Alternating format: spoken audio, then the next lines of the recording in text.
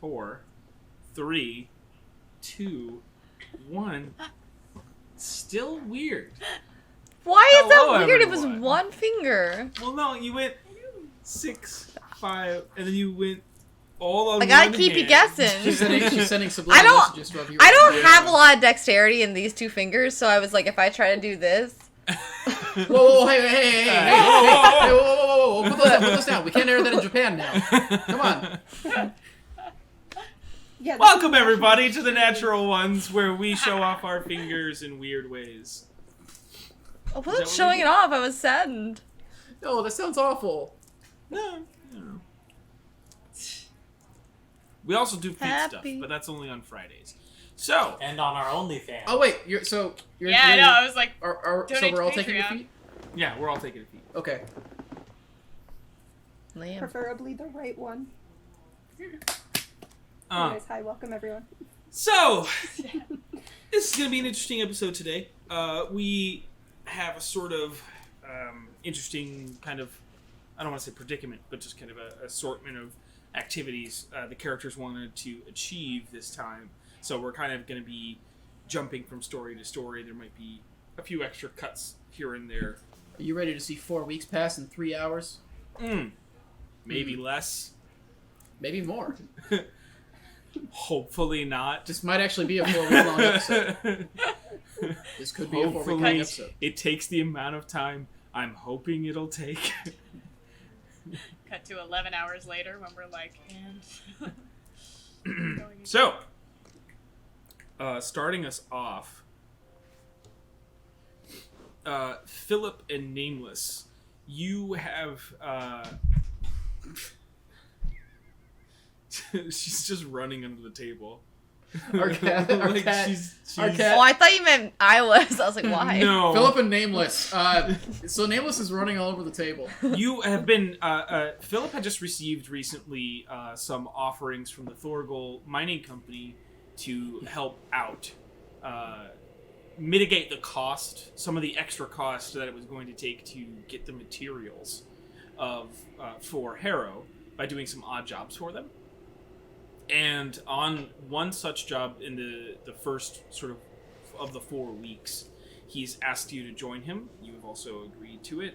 You are going to be... the job is simple enough. It is a caravan job. You will be helping cart material that Thorgal has mined to the... to Thenderall, a city to the northwest of Ulankar. You'll be having to travel through mountain passes, as there are no underground passages this way, mainly because of the landscape. You guys kind of get a little bit of a discussion from the Thorgal who sent you out on the job that it's located through a passage of mountains that are called the... Oh wait, I said to you which what it was, right? In The Passage of Mountains? yeah, Yeah. the Weightless Gorge. Sorry, Gorge, yeah. the Weightless Gorge. So it's this area of the Pavaric Mountains that they have this tendency to...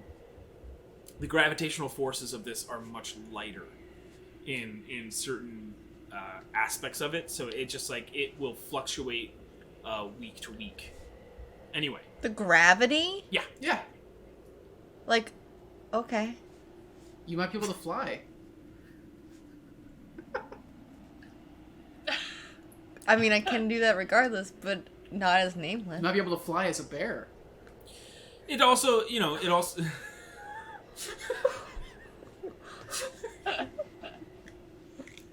All right.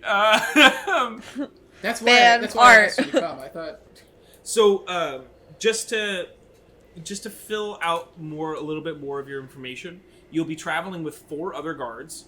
They are from, they're kind of just like 4 other work for hires.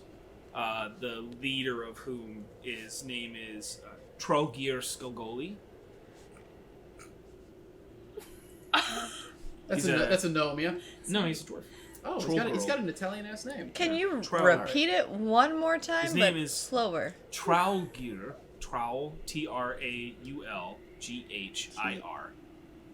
This will go on the appendix, right? Yeah, this will go on the appendix, sure. Because I'm writing trowel gear Hey! like trout. Stop it. Our cat. Oh. She Our is cat just is like worst right now. Trowel gear. Skulgoli. Skalgoli. Skalgoli. Scowl. Skal. No. Nope. This is the next 5 Are you I put- really putting scowl and then And then goalie? goalie. Yep. But I spelled scowl wrong. I spelled it with a K because I was going to start really ambitious. So it's like scowl gory.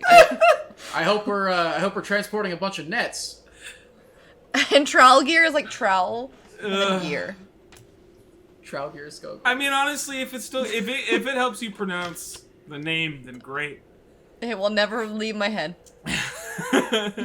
That's how Chelsea remembers names. Everybody, she gets imagery. Actually, 100%. I was just telling Chris this. Sometimes things will come up on the recap, and I'm like, I don't remember how to say that because I wrote it phonetically. And I'm like, I had somebody that I worked with once in theater. We were doing a play that involved like Japanese words as well as like that was kind of what the play was about, was like an old Japanese legend, and they complained that they couldn't get the words right because they weren't phonetic. And I was like, are you fucking kidding me? Like, do it yourself too. you look at the word, that's how you say, like, I don't get what you're talking about. That's exactly what it is. Like, you were, anyway, so It's lucky you didn't have any French names thrown in there. Traulgir is he's sort of running the other guards. He's kind of, I won't, leader is too strong a word. It's just more that like he's kind of in charge of helping the cargo. He does this caravan pretty regularly.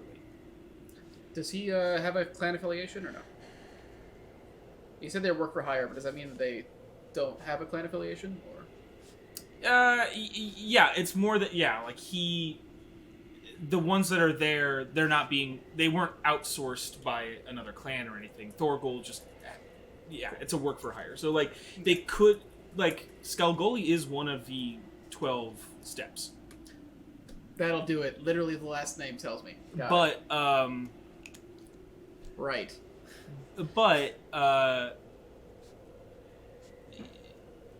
but like the rest of them aren't from any like specific thing, or if they were, So they it's might be just- from like outside or from outside Ulankar.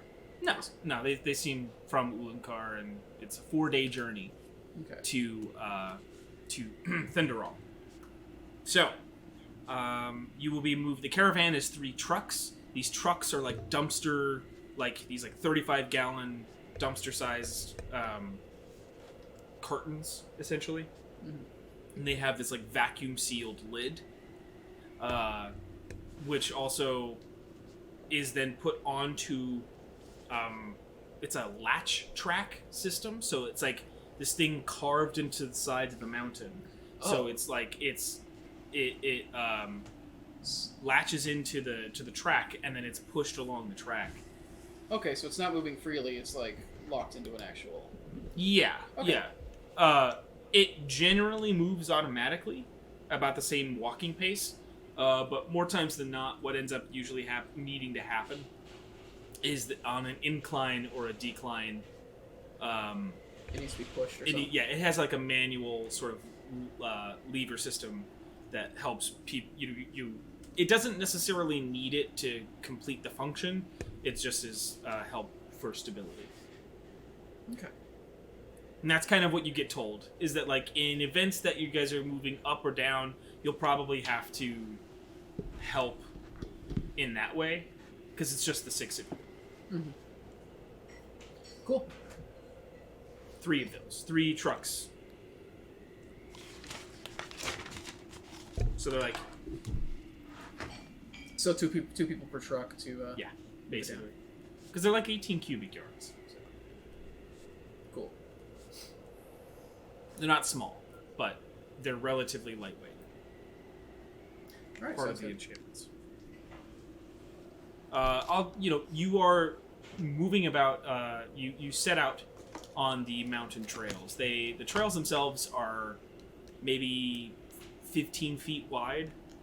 No, it'd have to be a little bit bigger than that. Sorry, like 20 feet wide. So there's enough room for you to walk by these things, but probably not more than like the 5 feet of space you would regularly need. So it's not necessarily the most comfortable walk necessarily. You guys are kind of walking single file, but the two of you on the mountain passes of Reiki.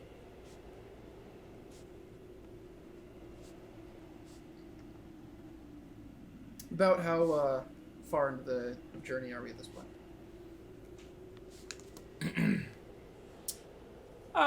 Dependent. I mean, I would say depends on what you would think. How long would you wait to? Let's say a couple hours in. Like if there's a point where we reach like a fairly long, like uneventful stretch, pretty early on, where it doesn't seem like we really. Yeah, about half of the way through the first day, you actually get to a much easier land. Right outside of Unkar, it's much more like you have to climb a little bit, and there was a lot more involved in like holding them. So for those first like 4 hours, it was a little bit more work. But now, in the second half of the stretch of the day, you actually see that like it's going to be a lot easier for this day, like for the 4 hours. All right, cool. At that point, I kind of want to drop back a little bit with Nameless, just so that we're like not like out of sight or anything, but just like so it's easy really enough. easy to have like like a Easy enough to conversation like on its own. get like removed. Cool. Hey, I just wanted to thank you for agreeing to help me with this. Oh. You're welcome. I kind of didn't have anything else to do, really, so I helped you. Yeah. I just wanted to let you know, I didn't forget about going back into Angmar after this. Whenever you're ready to go, just let me know. I think you're the only one. I don't think that's true. I think most everybody else will go if you ask. I did ask. Right, that's what I mean. If you say it's time, I think they'll. I said I wanted to go after this, and we didn't. And that's okay. Well, no, not really. I'm mad about it. Yeah. But I think waiting for Liam is good, if only because I think it'll be helpful to have him there. And I understand why he needs to see to this first, and I think you do too. I understand No. that it sucks, and I'm sorry about it, but when it's time, I promise I'll be there.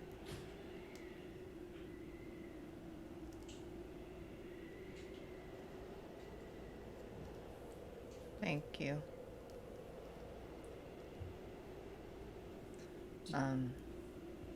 No, you go ahead.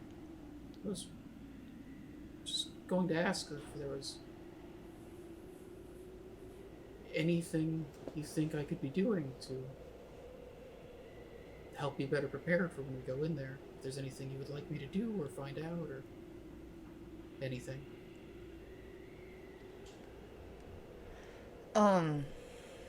I was just kidding. I mean, no. But I do have... I would...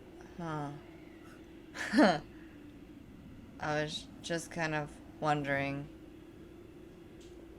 When you talk to your god person thing, Yeah.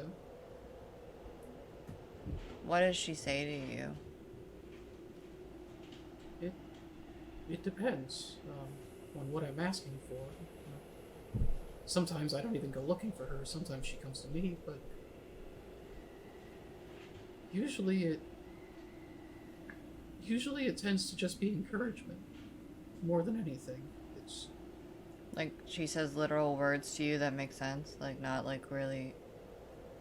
they don't always.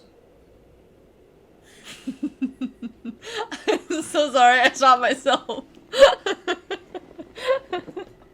I feel like somebody's being dragged, and I'm not sure who. I didn't mean to, but I realized what it sounded like.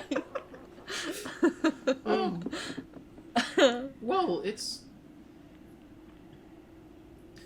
I wouldn't say I usually get answers from her, really. It's more of a... her telling me that she trusts in me to figure it out more than anything, or that she's relying on me and that she is comfortable relying on me. It's never a clear answer so much as just words of encouragement and letting me know that she'll be there if I need it. What do you do if you don't get it? Like, understand what you're supposed to do. I just kind of... Let's just say hypothetically I had this happen. You know? Just hypothetically. Well, I just sort of keep going.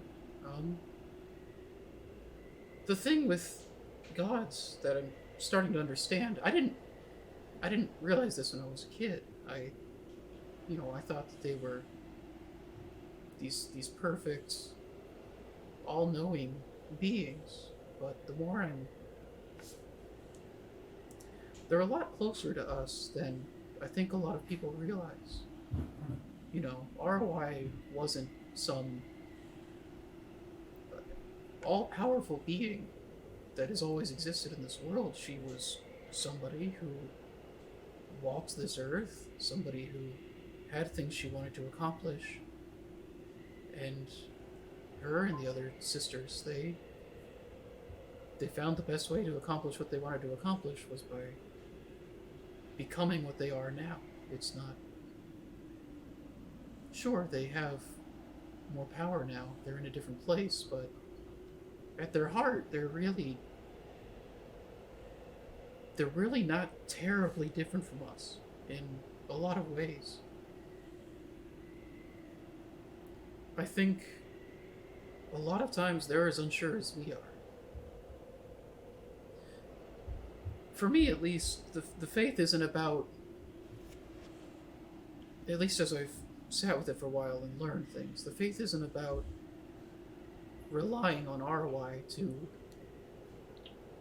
know everything or to have enough power to make everything work out right, but the faith is about believing that what she tried to do was something worth upholding and something worth trying to see happen.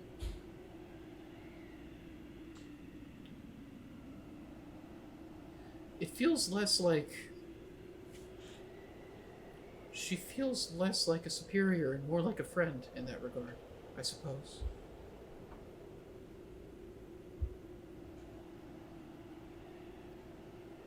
The gods, they don't have a lot of impact on the material plane anymore. They left that behind. And so when there are things here that need to be done, they have to see what we'll do a lot of the time.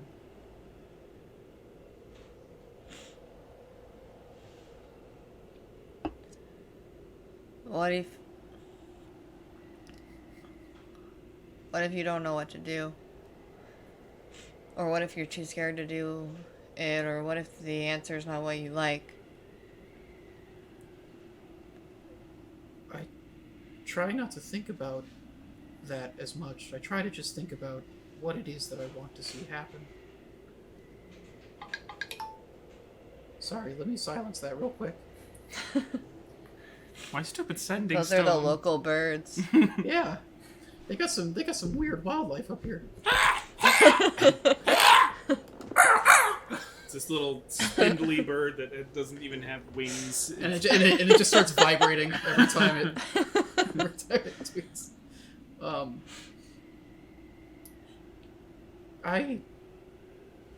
lot of times I don't know whether what I'm doing is the right thing until after I've done it, but Then what's the point of asking the question? Sometimes you just want somebody to hear it. You know, sometimes you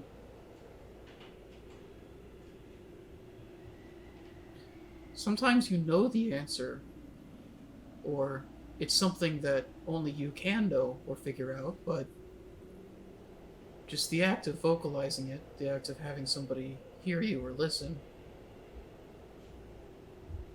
it can help you sort through it. But then I think sometimes we also have to accept that there isn't necessarily an answer. That doesn't make sense to me. It didn't to me at first either, but I don't know how else to explain something like Korhal. Chloe, I don't think there was no such thing there as a solution that was going to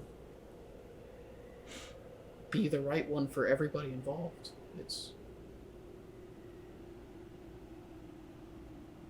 what it was the one that made more sense. We couldn't for sure help the people who were infected regardless, so that was we made the right. Sure, and I think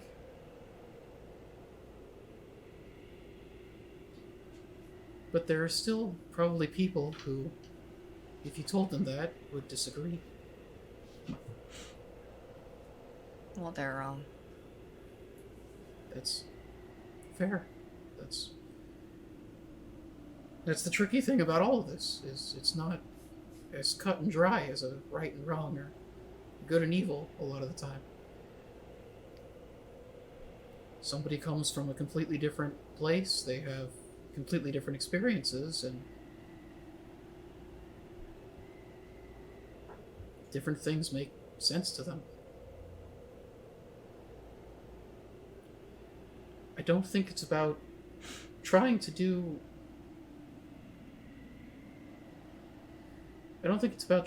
the right thing by everybody all the time. I think it's about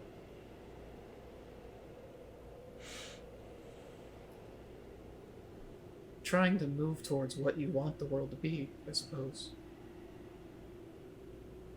I try to act based off of that, but even then, there are times where I have to admit that I just don't.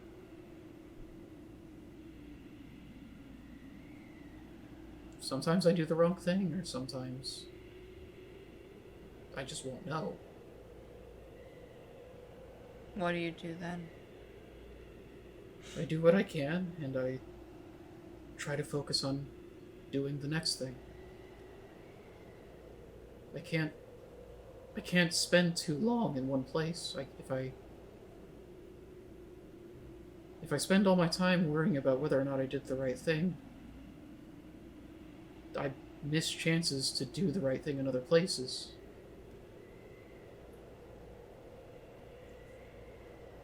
There's a point where I just have to accept that I did what I could with where I was, and that it was time to move forward.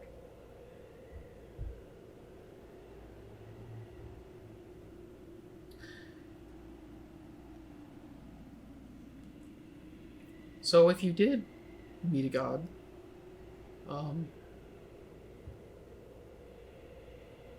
I think what I would suggest is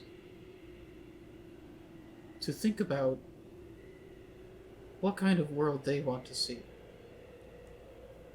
and try to think about their approach in that regard, because that's going to color the way that they interact with you. If Mistra or the Raven Queen talked to me the way that Arwai did and said the same things, it wouldn't necessarily mean the same thing, because even though they are connected, they have slightly different things that they tried to accomplish.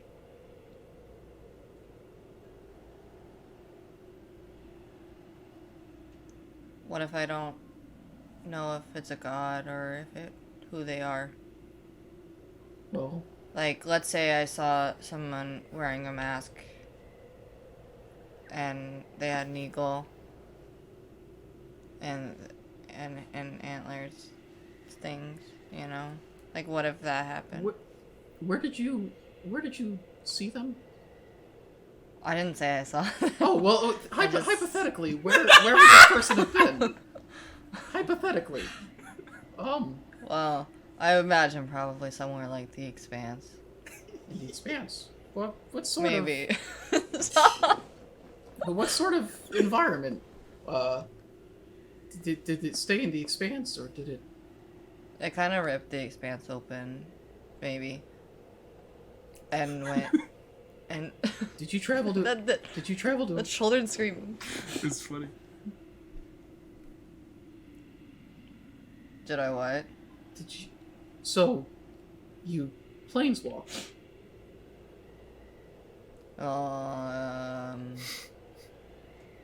It's not important. Where did Yeah. it go to after? It went to somewhere kind of like a meadow, foresty kind of thing. Started out with like a meadow, maybe. Started out with like kind of like a meadow thing, maybe. And then went into like a clearing with trees and a wolf. Well, Don't tell anyone I tell you this thing that I didn't happen, but just don't tell them. yeah, of course. Why would I? Well, it sounds like you may have gone to the Feywild.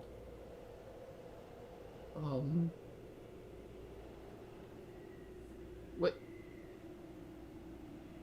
What? Does that happen a lot? Do a lot of people go there? Or am I cool? Well, I've never gone there, but I. So you had antlers and a bow, and an eagle. Did he look like a hunter?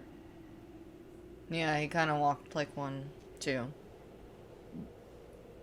They did. I Well- still don't know what they... well, they had a voice of a man. Well, hypothetically, that sounds a lot like ROI's brother. That sounds like Valinor.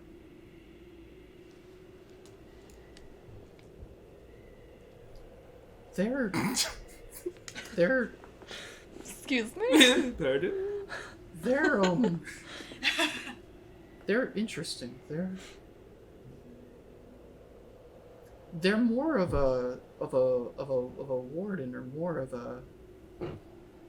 So, Valinor, ROI has what she wants to protect. She tries to create new life and put it out here to the plane. And Valinor helps her with observing that life. He's the master of the hunt. You know, but it's not that he's just out here hunting things and, you know, killing things. It's about watching these animals. It's about watching this life and sort of helping it grow, keeping the population in check, making sure everything is working the way it should. He's not somebody who tends to pass judgment, necessarily. He's somebody who sort of observes as a sort of servant. And, well, he's not quite a servant, but he does service, I suppose is what I mean. He feels duty-bound to helping life grow. And if a population needs culling, he'll help cull it down, and then when that life is ready, then he lets ROI know that it's ready to be released here, to the material plane. If you had him... hypothetically, if you were to meet Valinor, I feel like... with what I know of him, it feels like he would be more interested in observing you than in judging you or making some sort of demand. What do you imagine he would say in this situation? If this were to That's happen.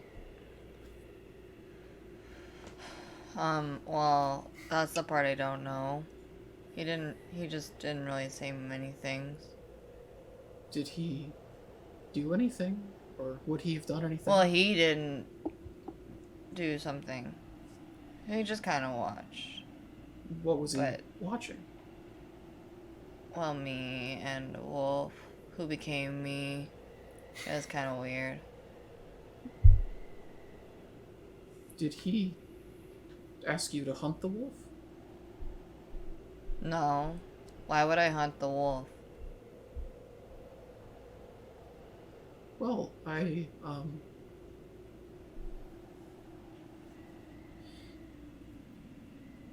So, what I would wager is if Balinor was out here, or over there, I suppose, I think more than anything he would have been curious to see what you would do. I think they're a fairly neutral person. They're not here to ask things of people so much as to watch and see how they develop. So, I think that's... If there was an encounter with him, I think that's what it would be more about, is what will you do? What sort of creature? Oh. What sort of creature are you?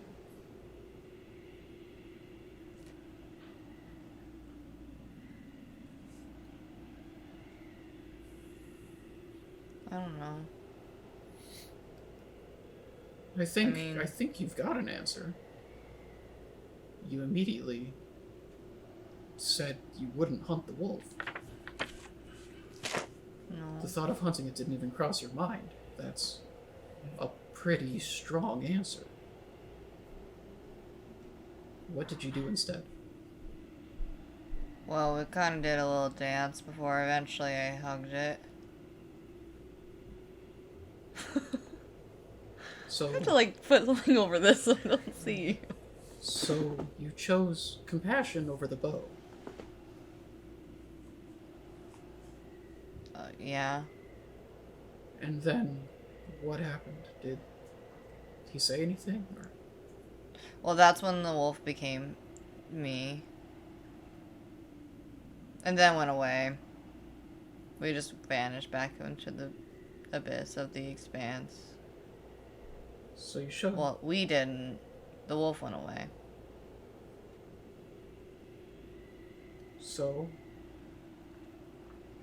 you. I mean, the wolf said some things too. I forgot to tell you that. Well, yeah. The wolf didn't. Well, Yes, the wolf did. I The wrote wolf it did down. say I some- wrote Okay. caption. Okay. The wolf said that. Unless it was the voice from the man from behind that maybe seemed like the wolf, Oh, but it that sounds like that'd be Hold on, interfering in a situation. I don't think that would have been it. I feel like Balinor would have stayed out of it. So it sounds like you chose compassion, and through doing so, the wolf was changed, or the wolf was transformed. Yeah, no, I mean, I get that much, but I just don't get why it was me. I want to not be me. Well, no, I like me. I don't mean like that. Like, I mean, like, I want to be like the Nameless 2.0. I want to be better than what I am, because I don't want to be mad at Liam for leaving if he wants to leave. I want to be happy for him if that's what he does.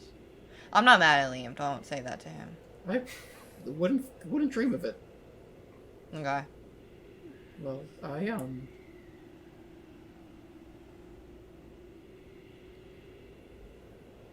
Well, like I said, it's likely that Balinor's aware of you on the plane, even though he may not directly interact. And by extension, it's likely Arwise aware of you. Oh, wow, no pressure. Well, no, I wouldn't. Knowing them, I wouldn't feel that there's pressure, but like I said, they don't interact with the material plane all that much. They sort of leave it alone once things are here, and they stick to their own plane, but I think they would still care. And I think the elves would matter quite a bit to them. Everything that's happening.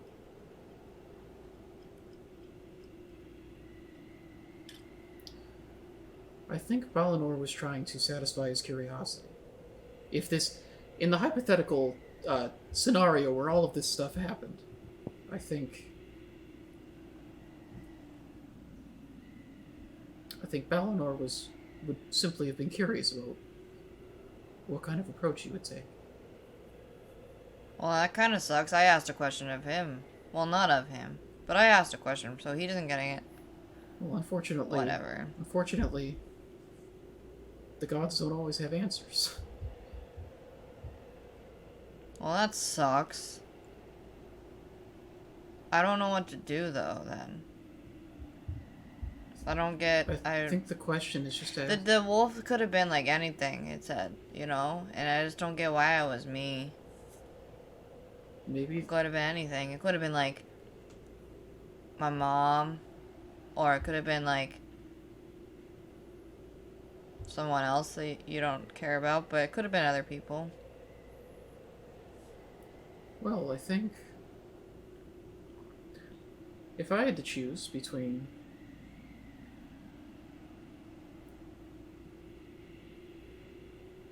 you know, well, a wolf as it is and a wolf sharing your qualities, I think you would be a step up.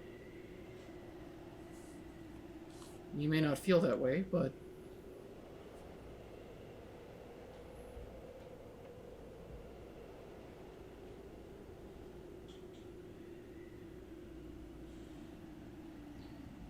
I think ultimately, at the end of all of it, the only thing that really matters is what kind of world you want to see and what sort of impact you want to have. And the best you can do is just make choices that reflect that. And I don't think anybody can fault you for it. If Balinor appeared to you, he's clearly not upset with you. No, I don't know why he would be. I didn't do anything to him. But that's cool. That's good to know. Yeah. So, all of the hypotheticals aside,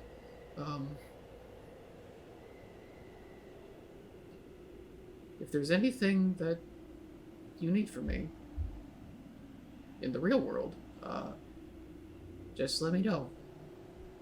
I'm gonna be doing a couple more jobs around here, just to help with the materials to rebuild Harrow, but I've got time that I can set aside to help get ready for Angmar. I think I have to get myself emotionally ready first. Sure. It's a big step. I don't envy you right now. But I will support you, and if there's any way that I can assist. I think if...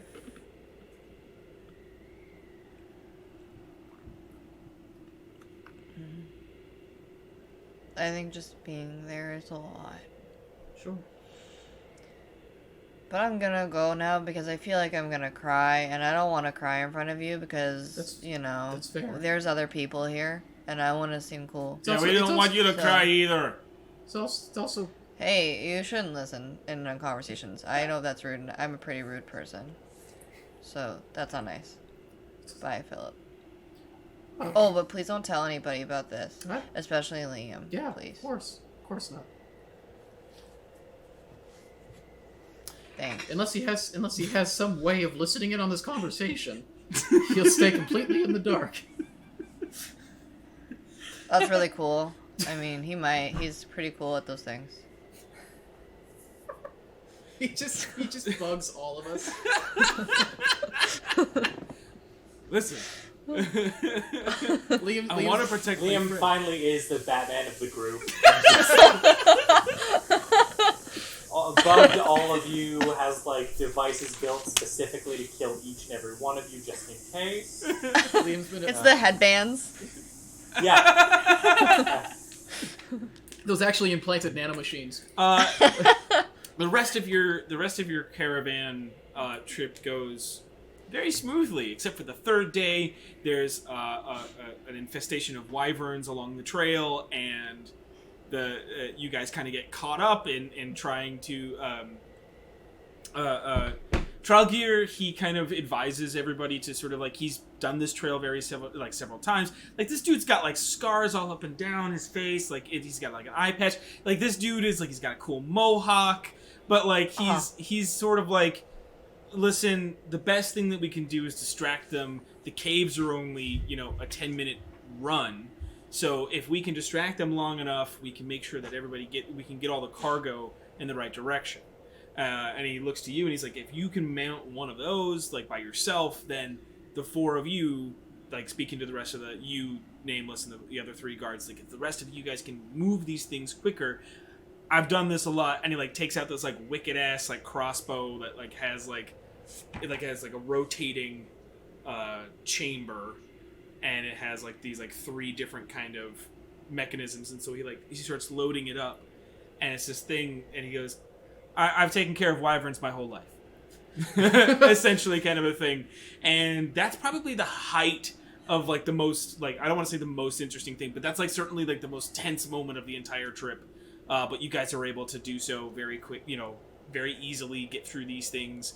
There's, like, a moment or two where he almost gets thrown off the cliff, and, like, both of you, like, drop your caravans for a second, and just, like, because they're on the track. That's you guys not rush tense. over and help him out, and Thorn whip. Yeah, thorn whip him and get him up, and you guys are back on the You're road welcome. and into the cave, and you guys get to the city safely. You're thanked by the Thorgold Mining Company recipient at the other end, and they kind of it's another 4 days back, but it's an easier trip. Because you guys can actually take the lower roads. The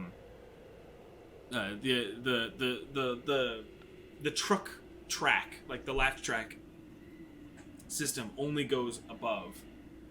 So it has to it levels out with the weight and everything. So your trip back is similar. It's just the two of you. So if you guys end up talking again, you do, and that can not to cut that too short. Next up, Liam. So you're hoping to build a new frame for the door and like kind of enact a new position into the keyframe. So the trick with that is that you're gonna have to do about a week's worth of research. Yvonne has said that she's done some, but it certainly was very rudimentary. It was something where it was like it's a lot of theory. You guys are this next week is going to be not only confirming certain material needs and certain aspects to the runes, but also just researching and making sure that these things are stable and that there aren't any extra materials, no sort of like resin, or there's no sort of dusting that the metal needs on top of that to help the runic incumbents. And so over that week, that document I made you is sort of all of the information that you gather and can collect and can be, by the end of the week, you're very, very certain that this is the route. Through some other like small trials of some of the like small amounts of cold steel iron you guys have, you're able to determine like, yes, this is the best metal for this. This is, we're gonna have to locate an appropriate keystone gem, but all in all, it's doable. Cool. Yeah. So the following week, you'll begin fabrications. That's the other thing you guys started to do, is starting to draw up plans and make sure that your father's forge was ready to go for the week. It's essentially, because it essentially takes about 3 days to build the left frame and 3 days to build the right frame, and then a full day of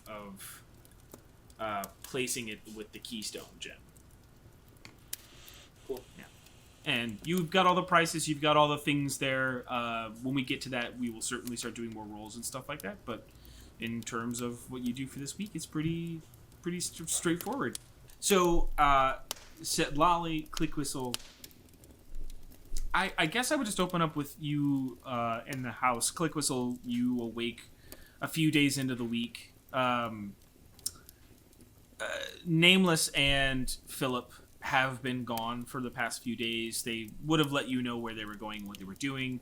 Liam has also been busy with Yvonne, sort of constantly working on the door and the other doorways from there. So the two of you have kind of been left to your own devices. Clickwhistle, you find Setlali within the library, reading a few different kinds of books. Seems like she's just kind of perusing as you enter. Hey, Setlali. Good morning. How you doing? I'm doing good. Reading. How are you? Good. I wanted to ask you a favor. Am I going to be interrupting your stuff, or?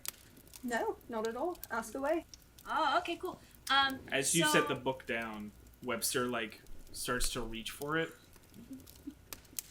Give it. I know exactly. He basically just runs back over to the shelf and puts it on the shelf. Like anytime you've made it look like you're done with the book, he basically just immediately keeps his filing system in order. Webster, what did he say about immediately grabbing books off the table? That is the only way my decimal system works efficiently. Yes, but also that someone might not actually be done with the book. They just might be taking a break. He just slinks away. Just slides behind a He bookshelf. fades into his. He puts himself on a shelf. Like he just fades into the books. Webster on a shelf. Webster on a shelf. Really missed out on an opportunity to call him Dewey. Oh. Anyway. I didn't So- name them for one. Don't question my naming system. Ah, yes. It's like questioning his filing. the It's Dewey not gonna naming work. system. DNS. Yeah. DNS, Yeah. yeah. That's why she's having problems today.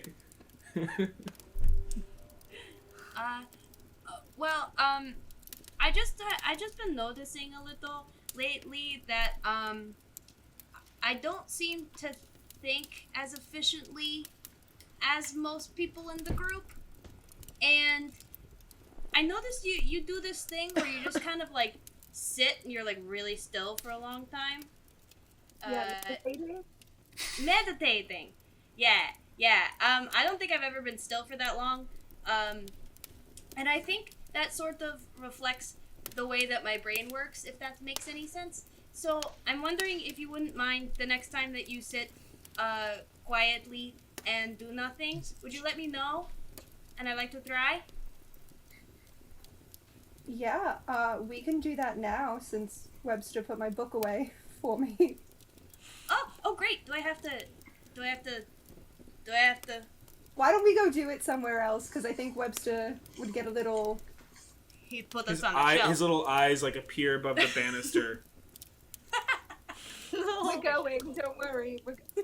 You're doing better- a great job. Mommy loves you. You better not be aggressively quiet in this library. Where would you say makes you feel the most calm in the house? Well, I like my balcony on my tower. I like being high up. Okay, so let's go there. Okay. Make the route up to the roost. I run. You run. Oh, the roost. Brace ya. No. making your way to the top of the tower. You all enter the roost. It is very nest-like for Clickwhistle, and it's still. I'd say it's probably early afternoon, maybe no later than like 12:30, as you sit down or as you start to enter. Okay, so sit down. And then if you can cross your legs, Yeah, I got it. cross your legs. I generally generally rest my hands on my legs, but you don't have to do that. And close your eyes. And now just kind of, okay, so if at all possible, try not to think about anything. What? Basically, you need to clear your mind and not think about anything. Just silence. Silence, So no huh? daggers, no Crimson Dawn, What? no mechanical arms. Okay. You know what? You know what? I'll try. You know that's good. I'll try. And I do. I mean, give me a wisdom check. I guess. Yeah. What is this technically? And Setlali, there's also a lot of practices within the monks of Dolora that discuss the idea of sort of like it's also about centering. It's right like there's parts of it that are calming the mind, and you want to clear it so that you can put a path forward. It's about placing thoughts in order, right? It's about Well, we have to start with clearing her mind. Yes. Then we can get thoughts. That's the step one. so a wisdom I'm going check. in steps. Is that Lola's step program? My wisdom check was 15. It's enough to you feel sort of able to approximate what she's doing. You've never done this before, so it's certainly tougher, but you're closer to it. Cool. And I'm just gonna, like, after a little while, I'm gonna lean over and be like, am I doing it? I mean, from what I can see, yes, you are doing it, but only, okay.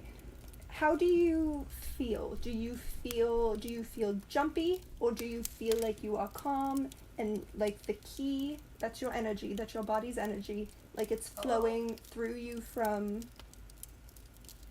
your center and outward?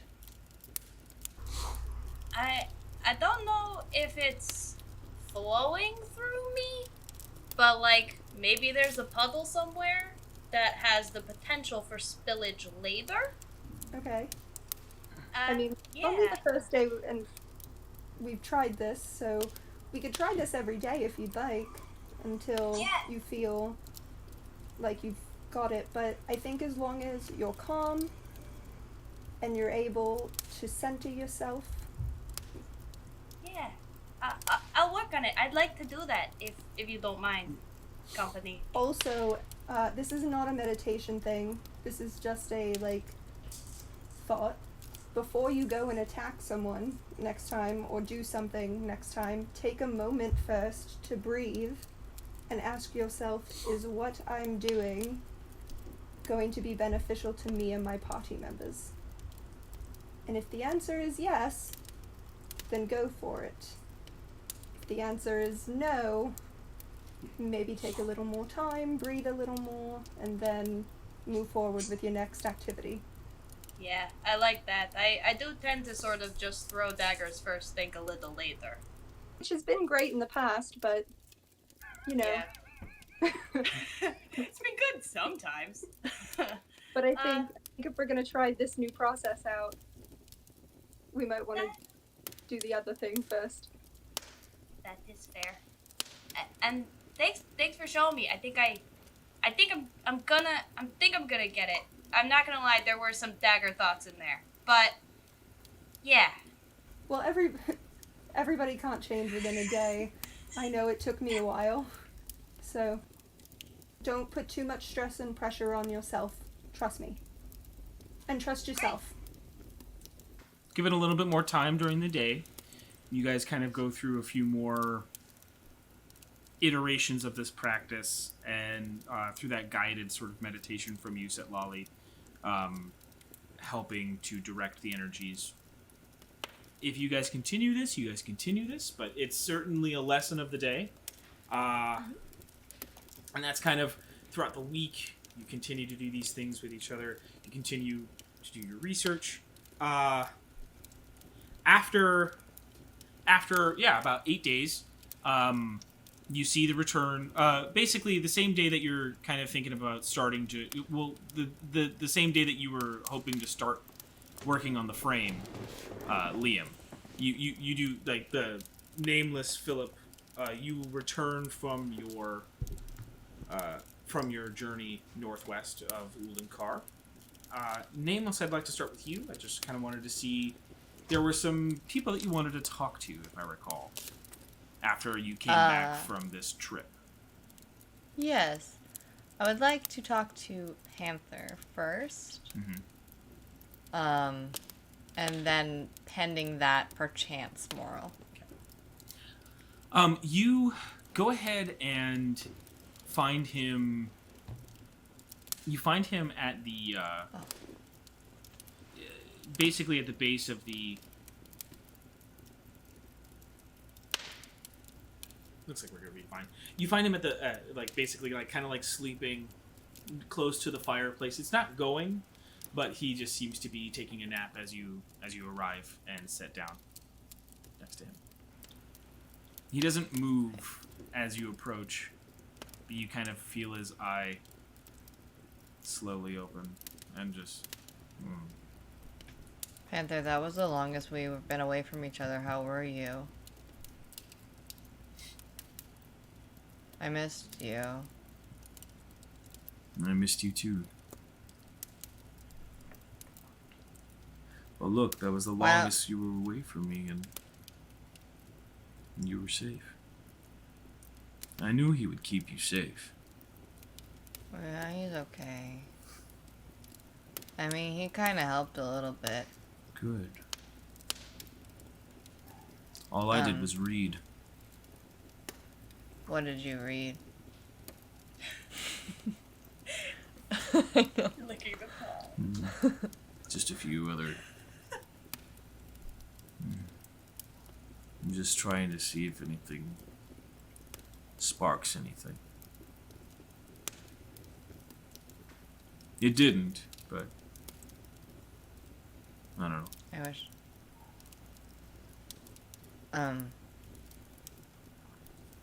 Can I tell you something kind of cool? Well, I'm going to. So I went into the Expanse. You remember, right? Mm-hmm. Well, Philip says he could be wrong, but he says that I met Valinor. Do you know who that is? Because I do. It's ROI's brother. Is it ROI's brother? Well, or the brother of ROI. I did know who he was. Oh, well, you don't seem as impressed. I just woke up.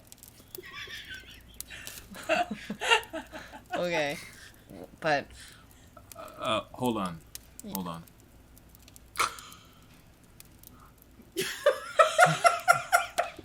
It's also kind of a terrifying look on a panther face. It's just like, wah, but also just like wide. thank you. I appreciate that sentiment. Have you ever had experiences with gods before? Because you said that maybe you'd be able to help me before, and then I shrug you off because I was trying to be an independent lady. But perhaps I regret that decision, and I would like the help of my dad. Or Panther. Whatever you prefer. I would be. I would gladly like to help you Okay. in whatever way you want me to. Well, I was just kind of wondering.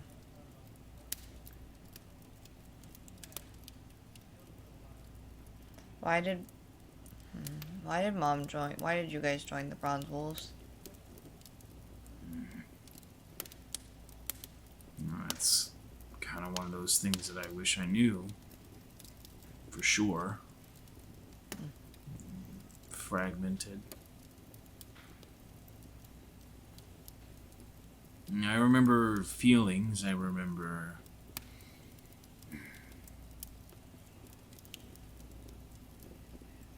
I remember there needing to be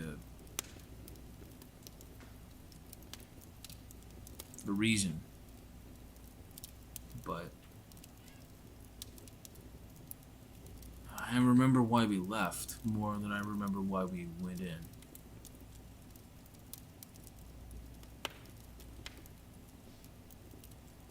Something to do with what she saw.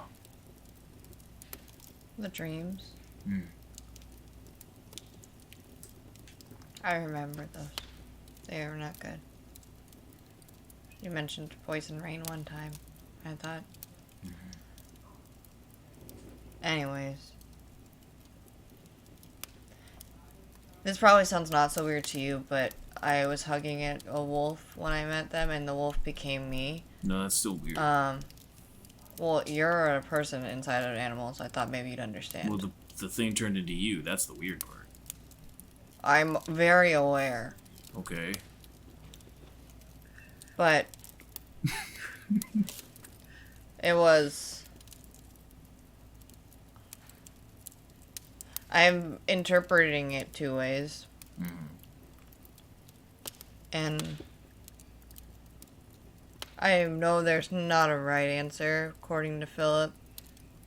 I think he's wrong about that, but I'm trying to understand that idea. So... I mean, he may be stupid, but he's not dumb. No, I know. He understood hypothetically, which impressed me a lot. But I was just curious, like...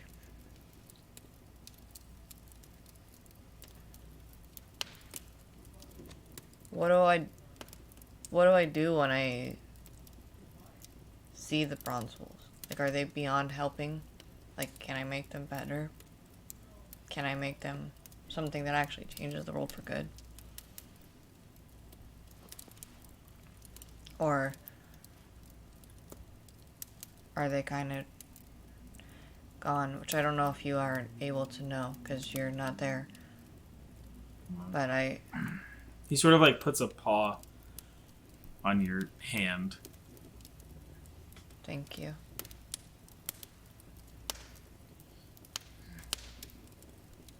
No, I don't know how to answer that fully. The part I can answer, I guess the two parts I can answer.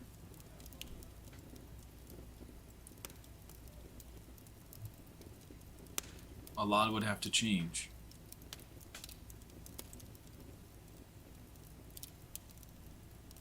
You're talking about an infrastructure of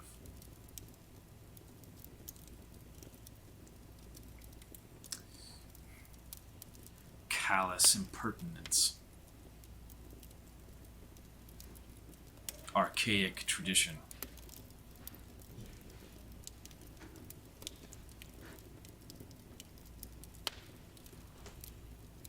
If I did think there was anybody who could do it, it would be you.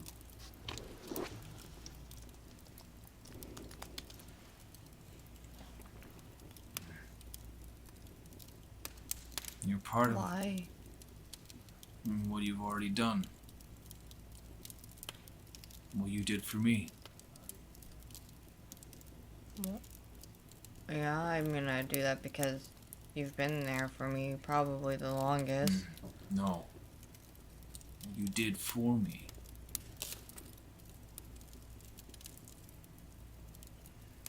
I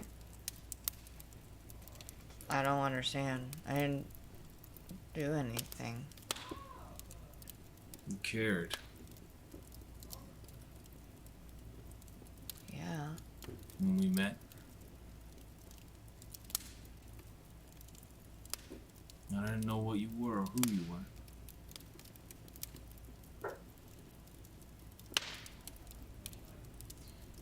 the day I did,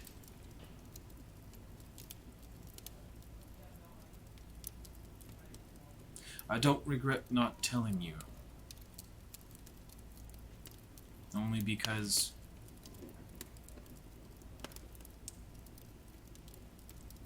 you had already done so much.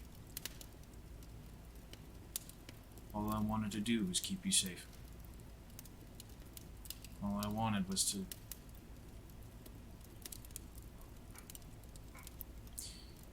You saved me by doing what you did.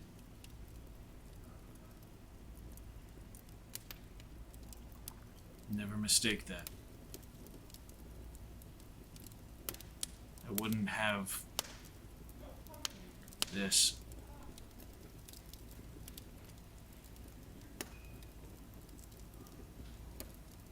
Plus, you destroyed a whole airship on your own. Yeah, it was kind of cool. I'm hoping one day that I can do that again, but cooler. And you turned into a dragon. I don't think I was supposed to do that. That really hurt afterwards. That's what I've been thinking about lately. What do you mean? My hurt or me turning into a dragon? The latter. Something of What do a you... fragmented memory. Something. Well, I hope one day we can get the full memory, because I don't quite understand why I was able to do that. It really didn't feel good.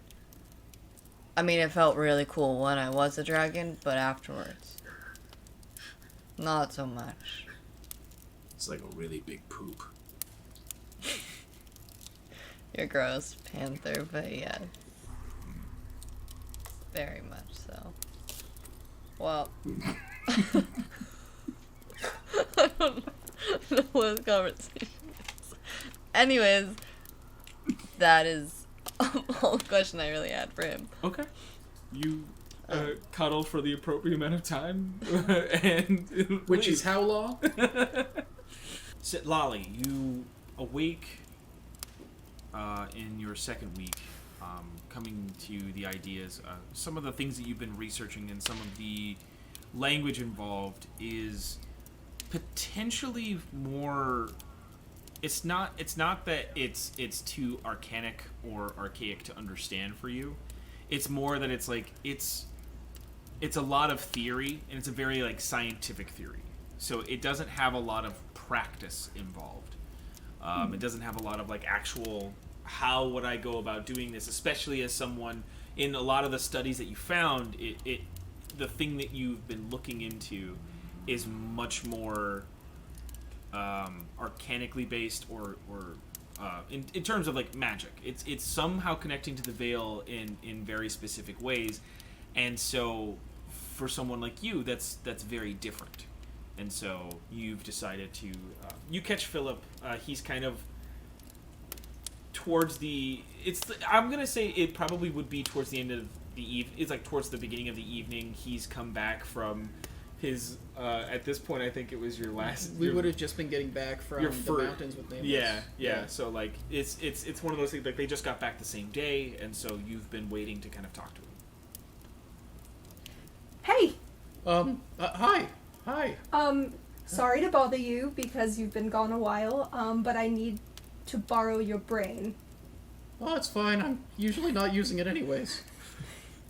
Yes, but in this case, with what I'm going to ask you, you definitely have used it before.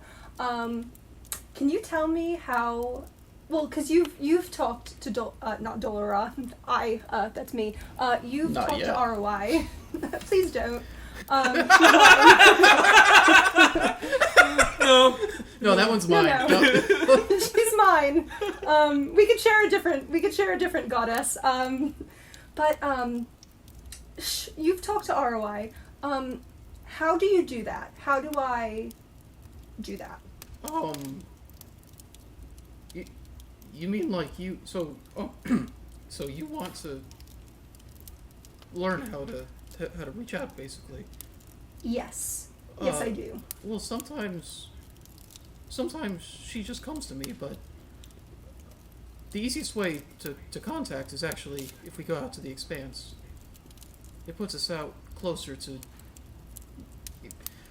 It's a long explanation, but it's easier to reach them there. Okay. And then it's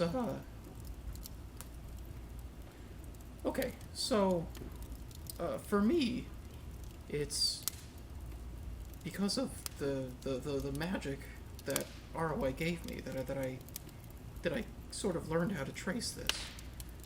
But that the sort of energy that comes in magic, it exists in more than just magic, I suppose, is one way to put it. It's that kind of energy. Everybody has something like that. And so... Oh, your sunbolts. Mm-hmm. Can you bring one out without immediately throwing it? Or will that cause property damage if you try to do it right now? I've never tried it before, but I can try it now. So I try. Give me a wisdom check. Maybe we should go to the Expanse first. This is just to kind of like concentrate the energy. More times than not, like the question was, you predominantly have been trained in the use of focusing it into action. So to focus and hold it is a much different thing to try to do. You know what? Actually, I got a 21. I need to hear the number, but you can still say what you're about to say. What'd you get? 21. A 21. Hey, that's not bad. Like my age. That's not true. Don't lie to the world. I'm 21, part 4. It's my favorite series of movies. Nice. Well, I was gonna say, it might be easier if you use your staff. It would probably serve a similar function as the way that my shield does for focusing. But well, as you kind of Setlali, you try it out. As you were like in the middle of it, and you're in the middle of your sentence, Philip, you see. All right, never mind. It looks like as it's being held, it's always felt like a warmth, and it always has felt like a dispel of energy. And right now, it's kind of just being balled up into your forearm and your fist. And you're holding it. But after a good 4 or 5 seconds, you're starting to feel slight burning. how does this look to her? Does it's certainly like a. Actually, I should let you describe it. Like it is a pain, but it's minor. It is minor. Philip, would you mind going to open the door to the Expanse really quickly? Yeah, you might want to drop that. You can drop No, that. no. Open the door. Open the door. I run to the door. You run to the door. You open it up, and boom, and it expels out. It's certainly a more wild punch at this moment. You don't feel as if it certainly doesn't feel like a surge of power or anything. It just feels like it was held almost a little too long, and when it came out, it's that like tingling feeling like of your arm being asleep. Okay, so I'm not doing that again, but now I learned I can do it. Let's try using the staff next time. I think that'll help keep it off of your skin. Oh, my skin's fine. See, I'll just put some lotion on it. Take care of it later. But so you're saying basically just channel. Yeah. So basically, that. Let's go. Sure. Okay. So the way that feels try and trace that. Try and trace that sort of energy inside yourself. Because that right there, the way that feels, and I don't mean physically, but if you listen to it, you can feel that sort of, when we were under Sested, when we were by the crystal, that sort of throbbing, that pulsing that you get from being around one of those mirror stones. It'll feel the same as that, just much smaller, less overwhelming, because it's something that's meant for us to be able to handle. So if you feel that, throbbing, you gotta stop. I'm just thinking about Chelsea. You're thinking about Chelsea. If Chelsea was here right now. Yeah. I'm gonna let her know. I'm gonna say, hey, Chelsea, Tyler was thinking about you while Chris kept saying the word throbbing. I kept saying throbbing and... She's ruined me forever. Yeah. I love her. But follow that pulse and you'll find a resting space inside you where that's coming from. That's Dolorah. But then, close to that, you should be able to feel something else, a similar throbbing. It'll probably be softer, but that's you. And the way I've always found it easiest to communicate was to feel that pulsing, to feel me, and to expand it in search of that pulsing that is ROI. That energy that makes us, that's whatever happens to the body, whatever happens to anything about the way that we exist on this plane, that right there is you. It's all indistinguishable from anybody else.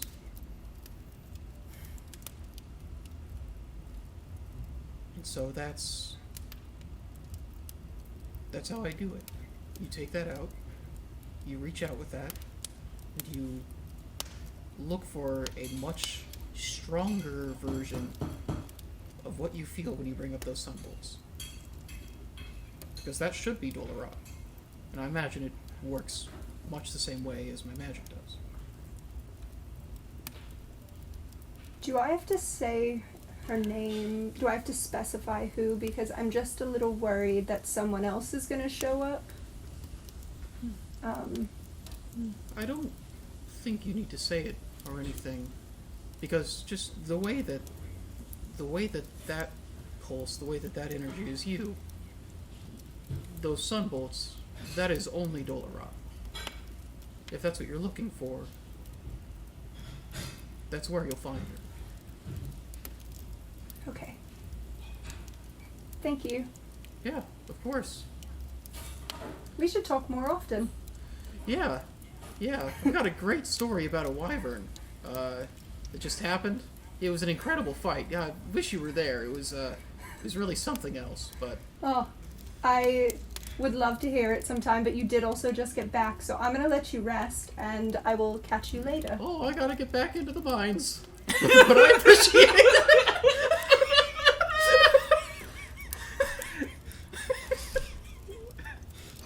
You literally just like, oh, I gotta get to it. Well, let's from one job into the next. Let's go. I mean, also, yeah, that's I great. left some spaghetti on the counter if you want some. God. I don't know if I have time to get that out of my tusks. My gnomish tusks. My gnomish tusks. Yeah, well, let me know how it goes. If you have any other questions, I'll still be around at night, probably. Cool. Thank you. Yeah, of course. You go your separate ways for the evening, and you sort of how would you take this and push into the rest of your week? I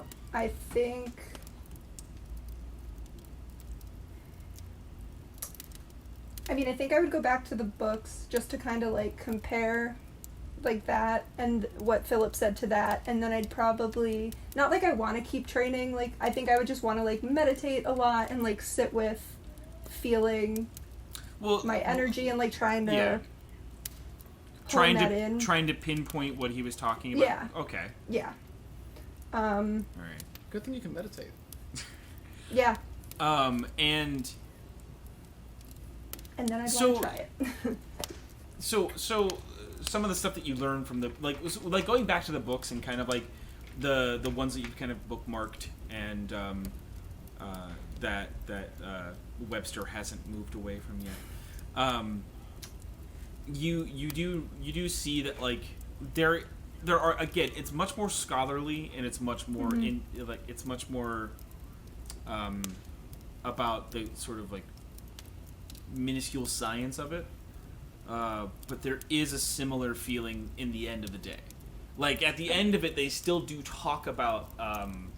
There's one line that kind of like sticks out as kind of this seems to be just sort of an ultimate truth of connecting with the Veil or in general to the energy that makes up Larethia, which is the idea of it's very close to what Philip was saying, of just like it's knowing your point and knowing how to distinguish that from what's around it so that you can pull on what's around it. And some of the discussions talk about how in the arcane it's about the study of pulling it around you, whereas and similarly with druids as well, like there's a few passages talking about like with their magic, it is much more. It's why there's in the Durellan College there is a study of druidic magic. Is that it's like it's not some wild and crazy thing. It's just that it's protected, it's guarded, but like at the same time it has its roots in the idea of knowing the self and being able to pull things around it. And the way they interact with that is just by listening to nature. And they listen to the earth, and they have a better communication with it. Whereas in the arcane, it's about sort of like, how do I manipulate it a little bit more? How do I sort of... I don't want to say it this way because it makes it sound very negative, but sort of like, how do I exert my control over this stuff? How do I... But it's essentially what it is. It's like, how can I be more powerful than the energy to help direct where I want it to go? Which is why you find in certain levels of the arcane very, very fantastical spells. Is because it's this idea of like somebody has mastered the way of doing that.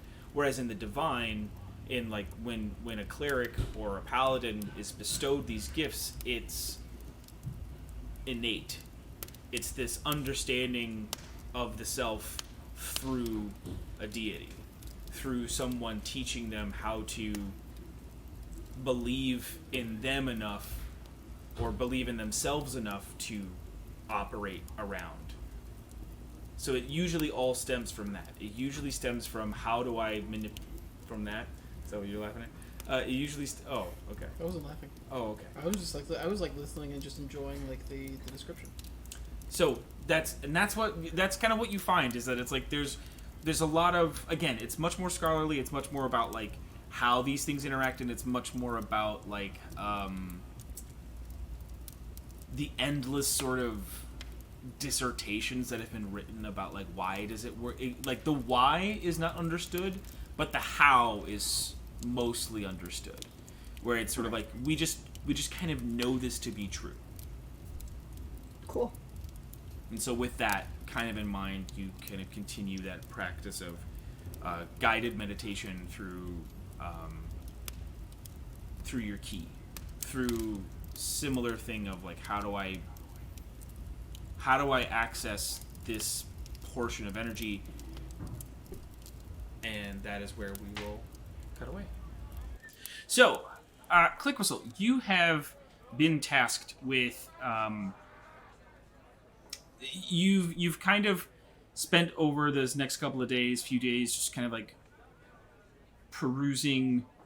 I mean, you're still in contact with the Crimson Dawn, so they do a bunch of listings of jobs every now and then that you can kind of slip into and understand, like get a couple of reads on it. So you've decided to take one recently that allowed for that was basically a parcel delivery. You're going to be gone for the better part of like 10 days to do this. It's about 5 days there, 5 days back to Port Carac. And so we'll start with you kind of picking up the parcel from the actual person at the black market fence. So when would you go there? I think I'd go in the morning, probably. I'd be like, after Sure. I did my meditation with Setlali and Sure. was like, I'm ready for a job, and just like to try to find something to do. Sure. So, morning. Yeah, entering again the black market is through the basement of the bar, and making your way towards the he responds to the. There's no secret handshake. He doesn't want a secret handshake. I'm gonna try it though. It is not reciprocated at all. It's okay. You're like, I'll look slightly disappointed. all right. One day, I'm gonna get you, Jerry. One day, you're gonna do it.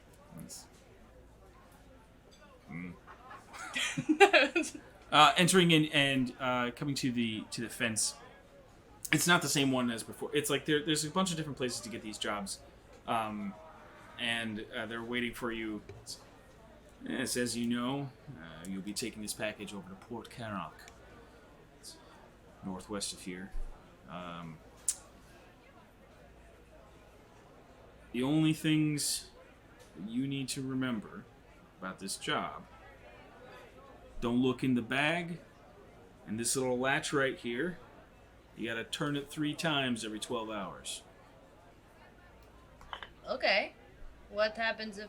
And not that I'm saying that I won't, but what happens if I don't? Oh well, whatever's inside loses its value. Really? Yeah. Lord Golzir. These, as the contract reads, lost these some weeks ago, and we've been tasked with bringing them back. So, you're the last leg of the journey. Just know, there are some people still looking for it. So just be on your guard. Sure. Do they have any descriptions of anybody who, in particular, who's looking for it, or just... No, nothing descriptive outside of... There's some... The only things I got are a young man, some sort of like brunette hair or whatever. But yeah, most generally... Okay. Well, that sounds good. I'll take that. Please, be on your way. I'll put it... Is it like a shoulder bag? Can I... Yeah, it's like a put it messenger around bag myself? type thing. It's like, it's about, Purse size? nah, Satchel? yeah, more like a satchel. About, like 1.5 feet long.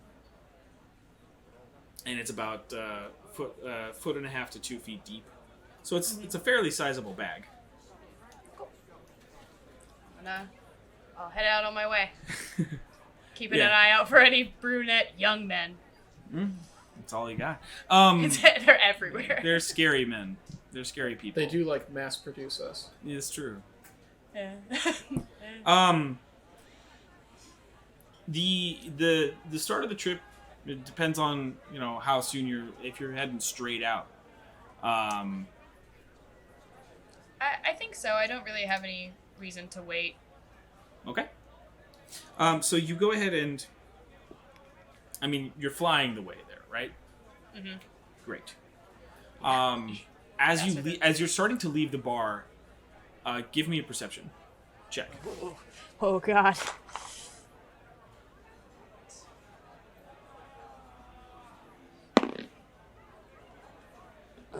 It is an 18.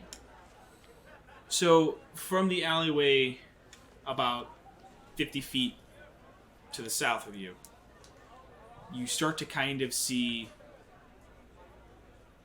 You see someone almost looking like they're looking at you coming out, and then... And duck away? Yeah. Not enough to, like, make out what or who they were, but certainly a that's what it seemed like. Somebody may have been looking for someone to come out about that same time. Okay. Does that face look like, did I get enough of a good look at it that I'd be able to see that face again? No. No. Okay. Again, you just know that there's a body that direction that was watching that door. That someone's looking. All right, cool. I'm gonna take off and then sort of Taking flight. Ooh, not going over there. Kind of like starting your pathway towards the northwest. The first day is just kind of a easy flight, but by the second, it's certainly off of the outer reaches of the plague marshes. So there is still that perpetual rain. So it's that thing where it doesn't make flying the easiest, but it is it's certainly not as bad as actually going through into the plague marshes themselves. Okay. And as you touch down, I wound the thing. Yes. I want to make sure I say it because I Bridget understand. won't remember. After 12 hours, you twist it, and touching down for the second day, you find a nice little sort of like plot to make camp. About an hour into basically like a rest, you start to hear something out in the grass of the hills. Like above the rain. Of the rain. Yeah. But the sound is above the rain, or like it sounds like it's Yeah, like flying? the sound is a little bit louder than the rain right now. Sorry, I was like, No, what's it's all good. flying at me? It's okay. Cool. I'd love to do. I am gonna like pop out a dagger and just have it ready, and I guess I'll just do a perception, see if I can see anything. You can't see anything at the moment. It is nighttime, Okay. so it's harder to see. But you are, and it's like it just sounds like something's like around. Okay. Is there a good place for me to kind of? Is there a shadow that I can hide under, like a It's sheltery- night. Okay, so it's all shadow. It's one big shadow. I mean, yeah, Cool. there's it's mostly hills in this area. There's not many like trees or anything, not too many, and there's a few little nooks and crannies that you could hide in or behind. Cool. Yeah, I kind of want to try to stay out of sight as much as I can, and sort of wait and see if it gets any give me a closer. stealth check. Okay.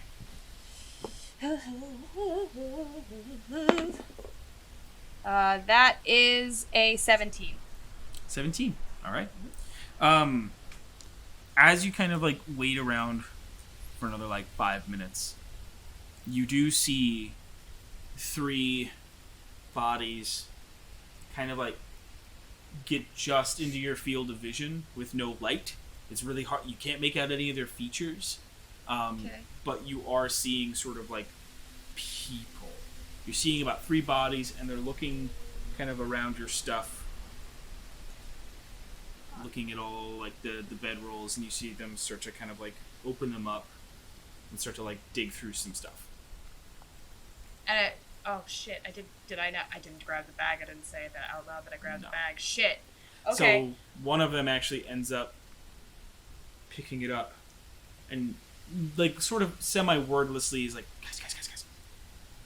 And they start to look around. And they set the bag down. Can I do? Fuck. Can I send a dagger out of the darkness? But Yeah. I don't want to try to hit them. I just kind of want to like at their feet. Well, you're going to be making the attack a disadvantage because it is dark. Right. I don't want them touching that bag. Sure. I mean, they're already grabbing it, but yes. Yeah, yeah. I'm just uncomfortable with them touching that bag. Go ahead and make your Okay. attack at disadvantage. Okay.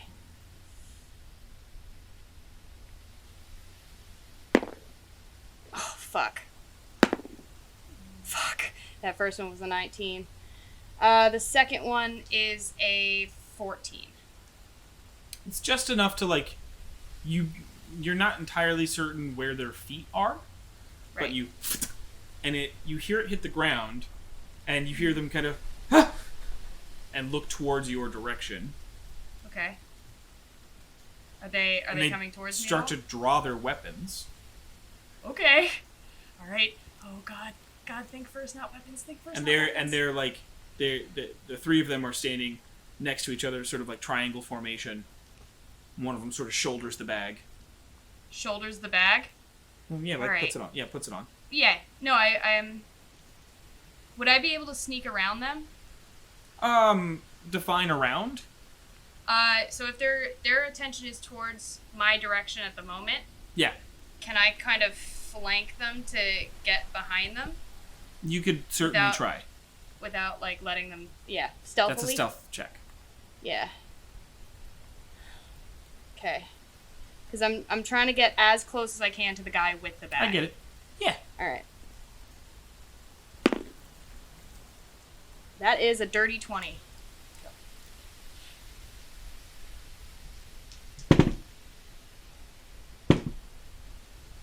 As you snake around into the grass, you see one of them. They're all kind of looking over there, and then one of them, as you kind of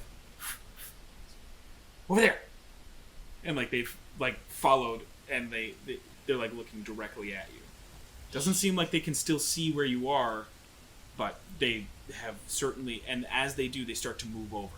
They're like Okay. they're about 30 feet away, so they're starting to like they're kind of like moving a walking pace, like not very quickly, but they're moving towards you.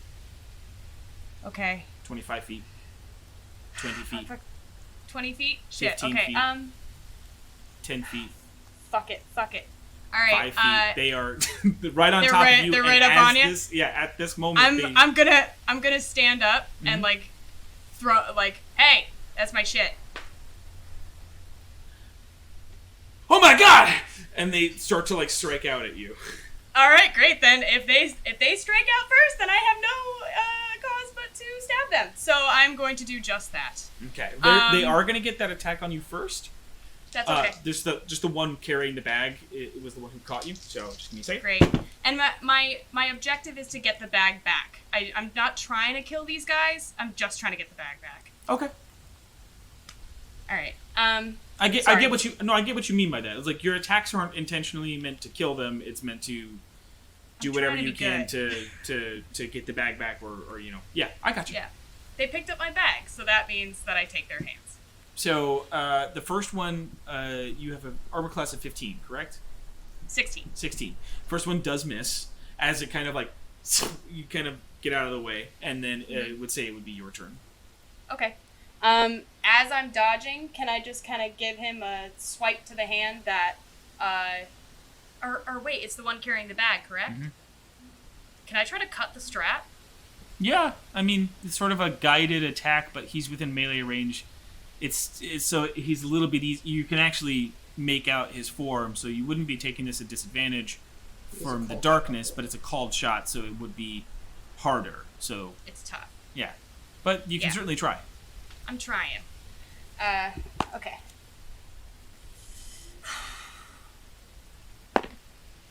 Yes. Okay, so it was a natural 19, so that's a 28. Yeah. Yeah, you were very like as he's sort of swinging in the bag, kind of like jumbles around, and you're able to like cut the strap. That's your action. Okay. For my bonus action, am I able to reach out and grab the bag? I'd say so. I mean, like if you can draw a Okay. sorrow weapon as a bonus action, you should be able to. You can pick something up. Yeah, because I only have one dagger in my hand. Sure. Yeah, so if I can grab the bag, Mhm. and is that my full bonus action, or is that a? That's your full a- bonus action. Grabbing the bonus. bag is the full bonus action. Great. I'm gonna grab the bag. Yeah, and I have it now. And I want to run away, but that's a full bonus action, correct? Or no, my movement. Your movement I is can your move back. movement, but they will take an attack of opportunity against you. That's okay. Can I fly straight up? Yeah, you're more than welcome to. Yeah, straight up. Just know, you've already spent your full day traveling, so if you attempt to move too much farther, like in terms of like, depending on how fast you're trying to cover ground, you might have to start making some exhaustion checks if you move too much farther. That's okay. Okay. Yeah, I'm just trying to get letting away you from know, their immediate vicinity. You are able to do that. They will take an attack against you, though. Perfect. They all miss, unfortunately. It's too dark, so they kind of like trying to get you, and they're like, "She's got the bag!" As you take off. All right, great. I'm gonna try to get away from them so that I can't see them. Like, I want to get out of their line of sight in one direction. You wouldn't have to move too far. They weren't carrying torches or anything. You couldn't. As they got closer, you could notice that like one of them was a half elf, one of them was a human, and then the other one was a half orc. So it's like you're not positive, but you know, at least two of them are people that you have experience having better vision at night. So you'd have to move a bit. You'd have to move a fair distance away. Okay.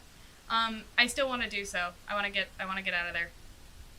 Certainly. You are fast enough that you could book it.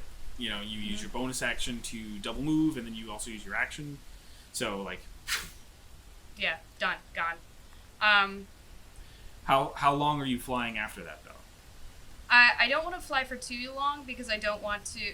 How long until I would start getting exhaustion? If you flew longer than, like, 10 minutes. Okay. You've done 8 hours of travel, so it's like if you're really forced to march beyond that, that's sort of when you're getting into that danger zone. That's very fair. Okay, yeah, can I just fly as far as I can before I start feeling exhausted, and then I'll touch down and see if I can find a place to hide? Sure. Touching down after, about 5 or 6 minutes, it's that thing where you're still in plains in the hills, so it's just it's like it's not necessarily all open, but there are a few places where you can see that there's like a nice little divot in, and there's not many like places to hide besides those kind of places. Okay. Yeah, then I want to try to melt into the shadows of one of those like that thing where like you hide in the shadow of a hillside. Sure. Yeah, like I'd like to do that and make sure I have the bag with me, and just kind of wait until You've got the morning, I bag, suppose. and you after about an hour, you don't hear or see anything. Okay. Would you go to sleep?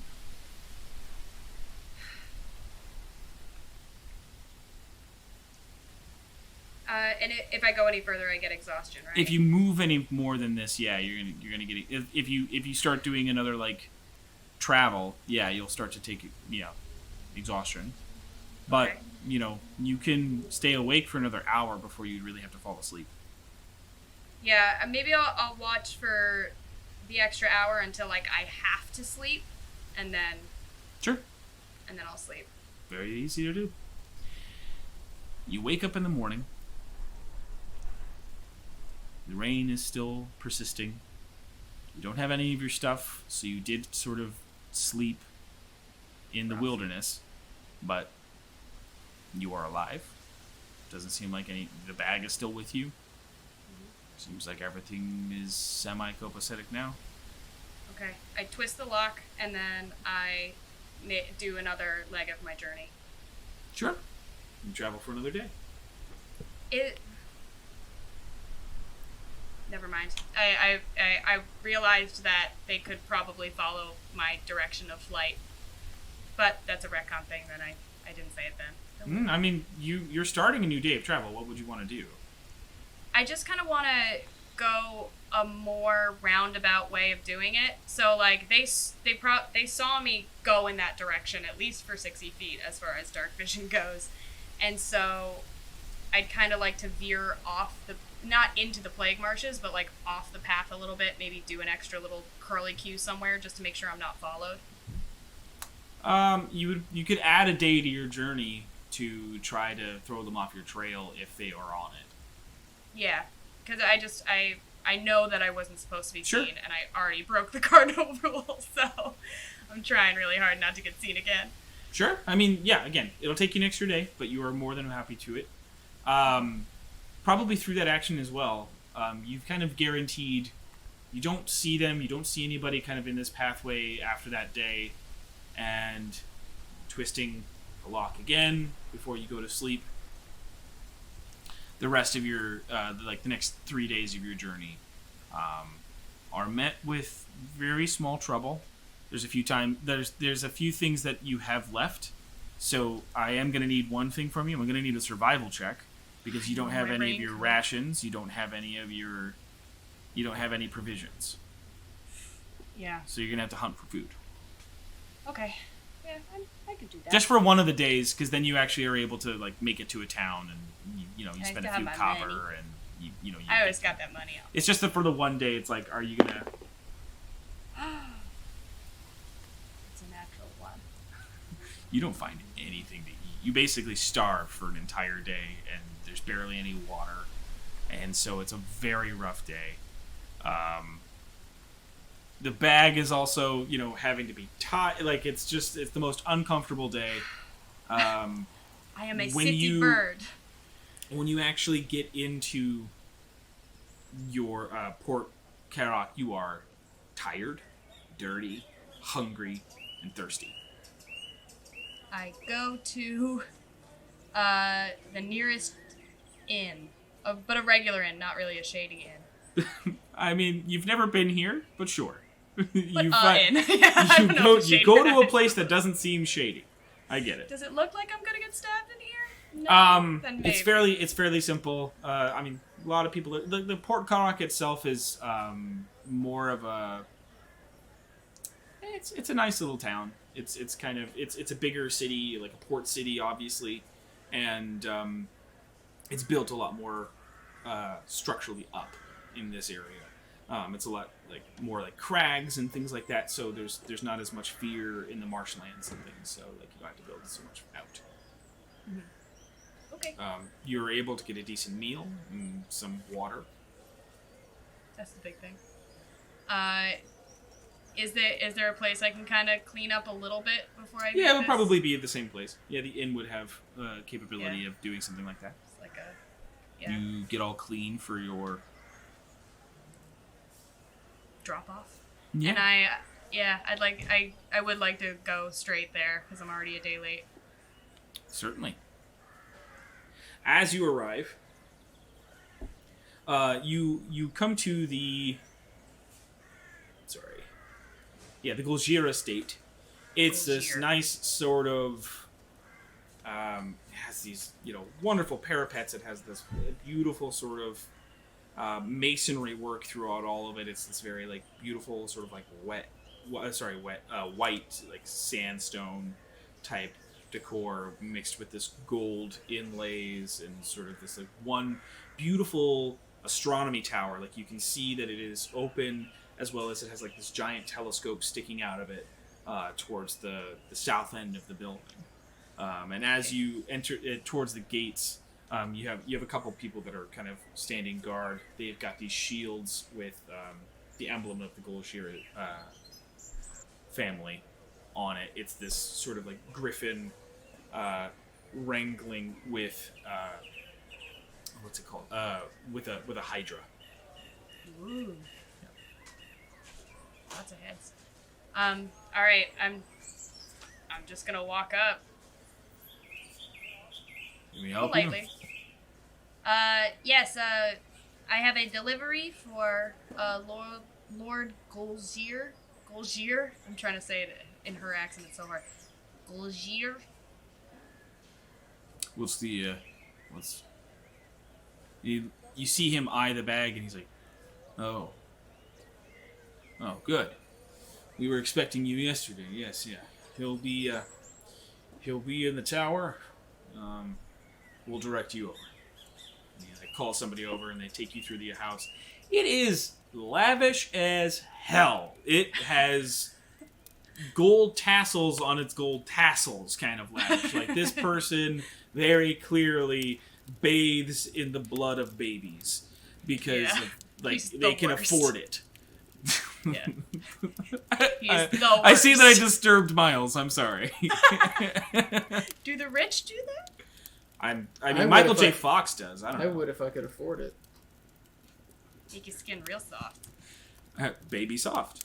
Baby soft. That's where it comes from. Oh no. So it's rich and fat. It's all it is. and fat. So they take you to the. I want to get out of this analogy. They take you to the astronomy tower, and you see this very, like, as much as like the house is lavish, his outfit is very clean, and it's sort of like a 3-piece in this sort of charcoal gray, where it has no buttons, but it is clasped, and it's very tapered. And he's not wearing any shoes, but he is it's this ashen gray, like this very long hair pulled into a simple sort of knot, and he's a half elf. Sorry, no, he's a high elf. I said half, but he's a high elf. You can kind of tell by the features and this thing.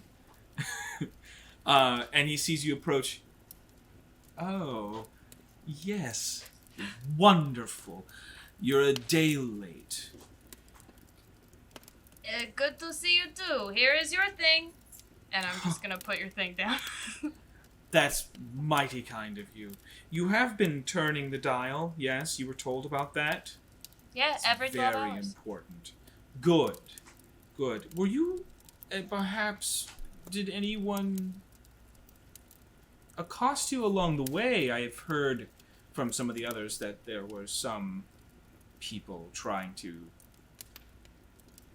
Yeah, actually a few of them, hence why I am a day late. I wanted to make sure that they did not follow. Oh, that's very kind. Yes. Unfortunately, they probably already know where I live, so they'll have to do their best. And he sets it on the ground, and he unclasps it, and he opens the bag, and he reaches his hand in much farther than it should. Uh-huh. And he sort of pulls out, and it starts with, like... You start to see, as he pulls it out, you see a hand. And you see him pull out a whole body who's breathing and alive, but she has the same ashen hair as he does, and she seems beat up a little. Maybe not like beat up, but she seems much like her clothing is semi-tattered, rough. It's dirtier. And as he not like throws her to the ground, but very ungently places her on the ground outside of the messenger bag, he sort of like throws the bag behind him, and he says, "Dear sister, I'm very disappointed. This took a lot of effort." And he looks to you. "Oh, you can go. Thank you." And he picks her up with he reaches his hand down, and she's very Doesn't want to be there. doesn't want to be there, but is also sort of at the mercy, it seems like, of being there. And she sort of, well, we never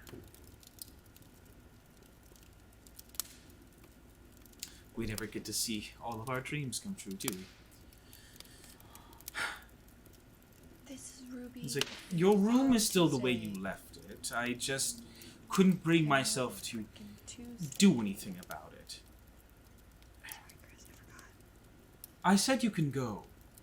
Yeah, no, I'm going, and I'm gonna sort of slowly back out of the room, and I'll close the door behind me. But can I linger to see if I hear any more conversation? There is a guard sitting by you, basically waiting for you to step away. Okay, all right. As you close the door, you get a very decisive look at you from her. From her? As the door closes. Fuck, I'm gonna have to find out about that. All right. All right. I'll leave. Okay. But would it be all right if I stayed the evening at the inn? Yeah. Yeah, you could if you'd like. To see if, ideally, like, I know this will be retcon work. Not retcon. It's recon. okay. I would just say, yeah. I would really like to figure out where her room is in the house. Certainly. You could spend the rest of the day trying to do that.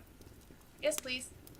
Doesn't take much. Seems like her room's pretty close to the tower. Her windows, the 2 windows that are on that part of the house, the only parts that have very, very thick and closely crossed bars. Uncool. Okay.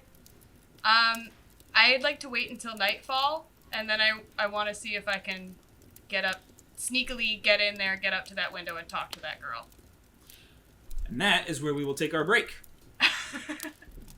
Thank you, everybody. We did a giveaway last week, right? Yes. Awesome. That's why these things are fun. Thank you, everybody. We will see you in 15 minutes or however long these breaks are going to go for this time. We might have a live one. We might not. Who knows? We're getting crazy. Yeah! Get lit. I'm sure that's going to be fun. Yeah, thank you for that. You're welcome. 5, 4, 3, 2, 1. Still weird.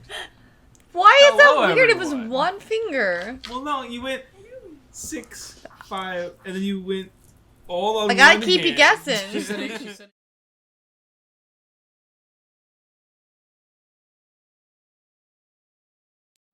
4. And welcome back, everybody. That was so weird. It looked like Tyler was frozen. I know. But Chris wasn't. I was like, internet. Trick was. I can The see you water's shaking, still Miles. moving. I know.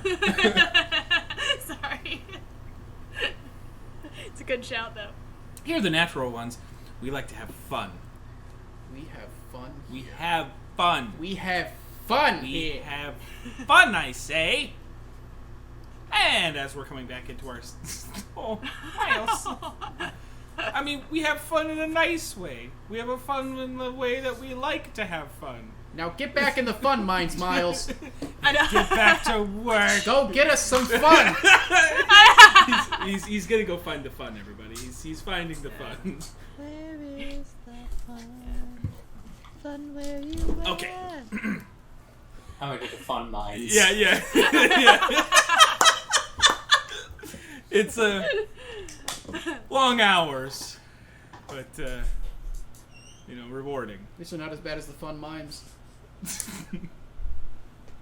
So, Liam, spending your first week, you tasty boy.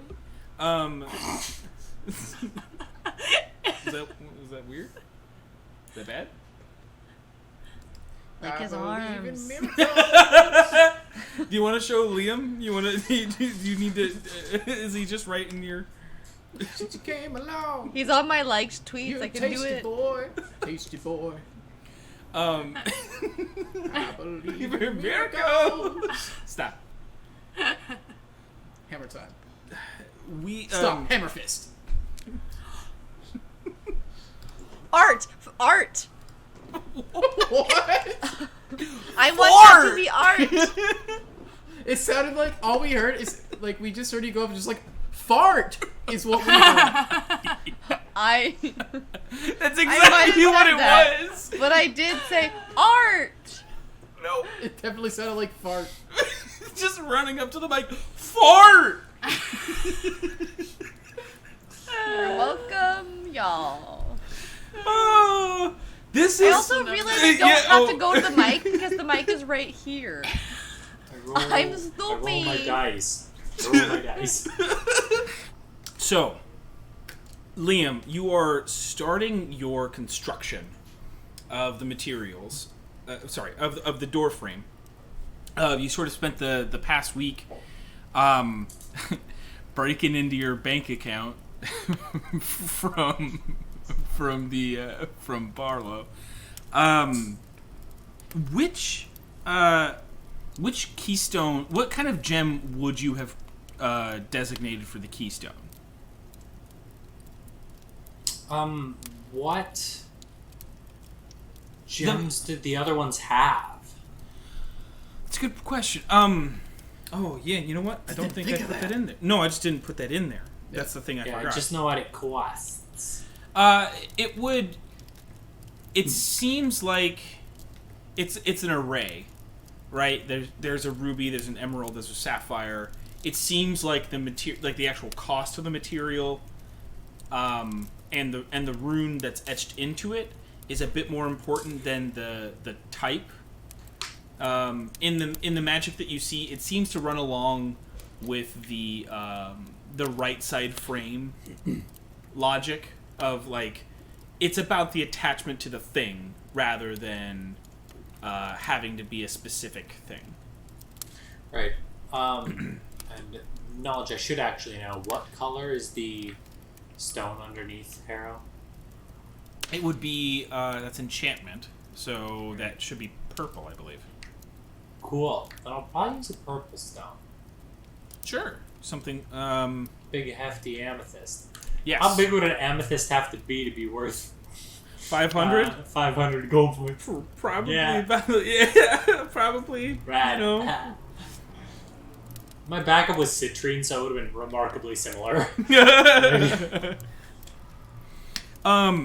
So this metalworking is tough. Even with the size of the forge that you're using, it's more about the conductiveness of the metal. Is that like this thing has to? This is arcanely charged metal in itself, so it already has this sort of like temperance to it that you have to be careful while you shape it. You hammer it too much or or you warp it too many times. It essentially hurts the veining of that arcane. It hurts the arcane veins that would like basically transmit throughout the metal, right? Like think of it like electron bonds. They have to be tighter to help conduct the actual. It's going to take 7 full days to actually create the frame. So 3 for the left side of the frame, 3 for the right side of the frame, and then a full day, like I said before, a full day to actually embed the stone. So what I'm going to need are some Smith's Tools checks. Right, which I'm great with, but... And these are ability checks. I roll poorly, so...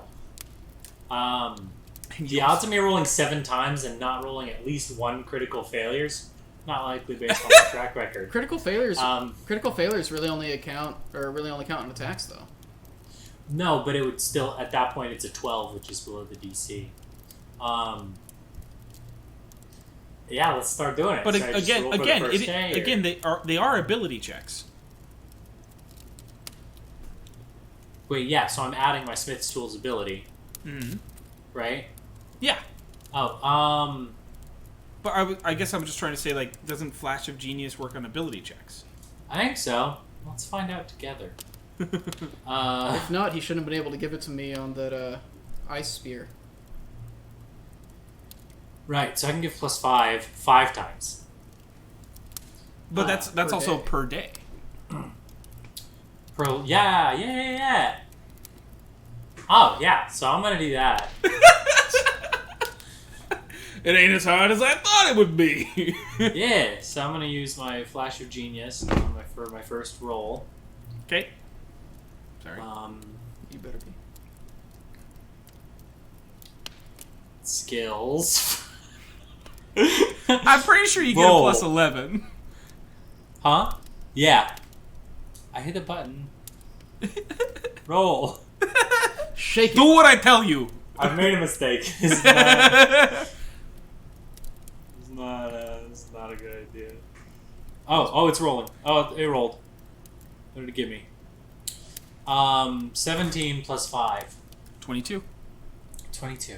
This first day of work is mainly about the shaping the length of the metal. And who would you be working with on this, by the way? It's probably best to be a 2-person job. So it's that thing where it's like, it's up to you. My first instinct was Yvonne. I spent a week studying with Yvonne.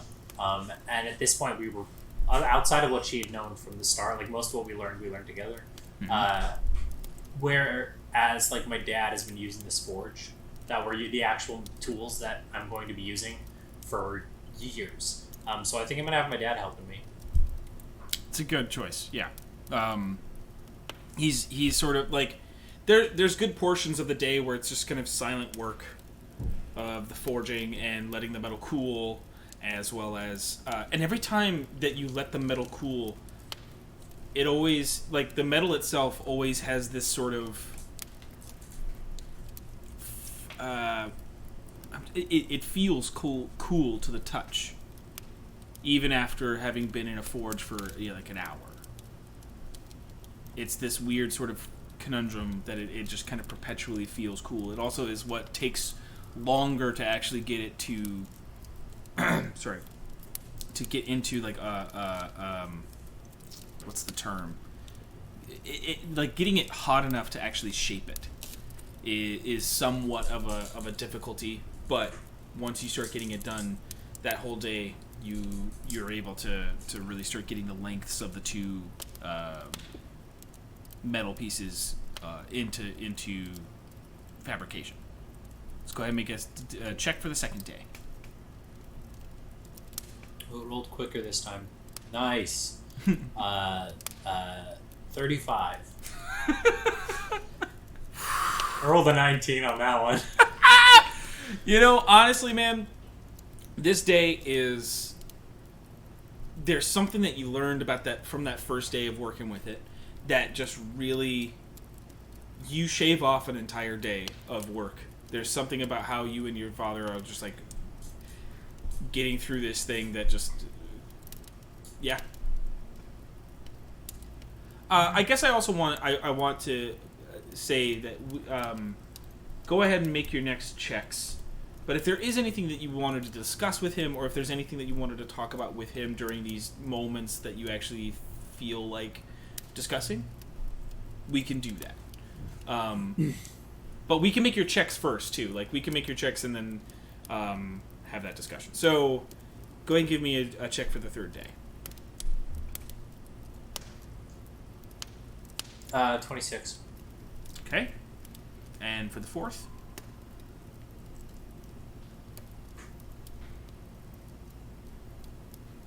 Um, 32.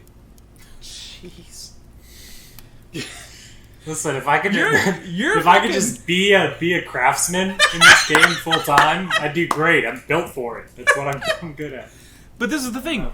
Yet again, that's another day off of, like, you've done in 5 days' time what you and Yvonne and your dad even had assessed mathematically would take people usually 7 days.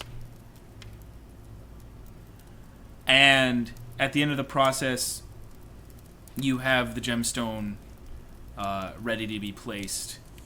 And that is more delicate work, but it's also one of those things where it's like, it's delicate in the way where it's just going to take a bit more time. And it's about faceting, and it's about making sure that it actually sits correctly. It's about sizing it. So make me your final... Shit. It's another 35. These are my best consistent rolls in the game. I mean, I didn't roll any 20s. And it's when you had a plus 16, so you didn't really need it. Yeah. But here's my point.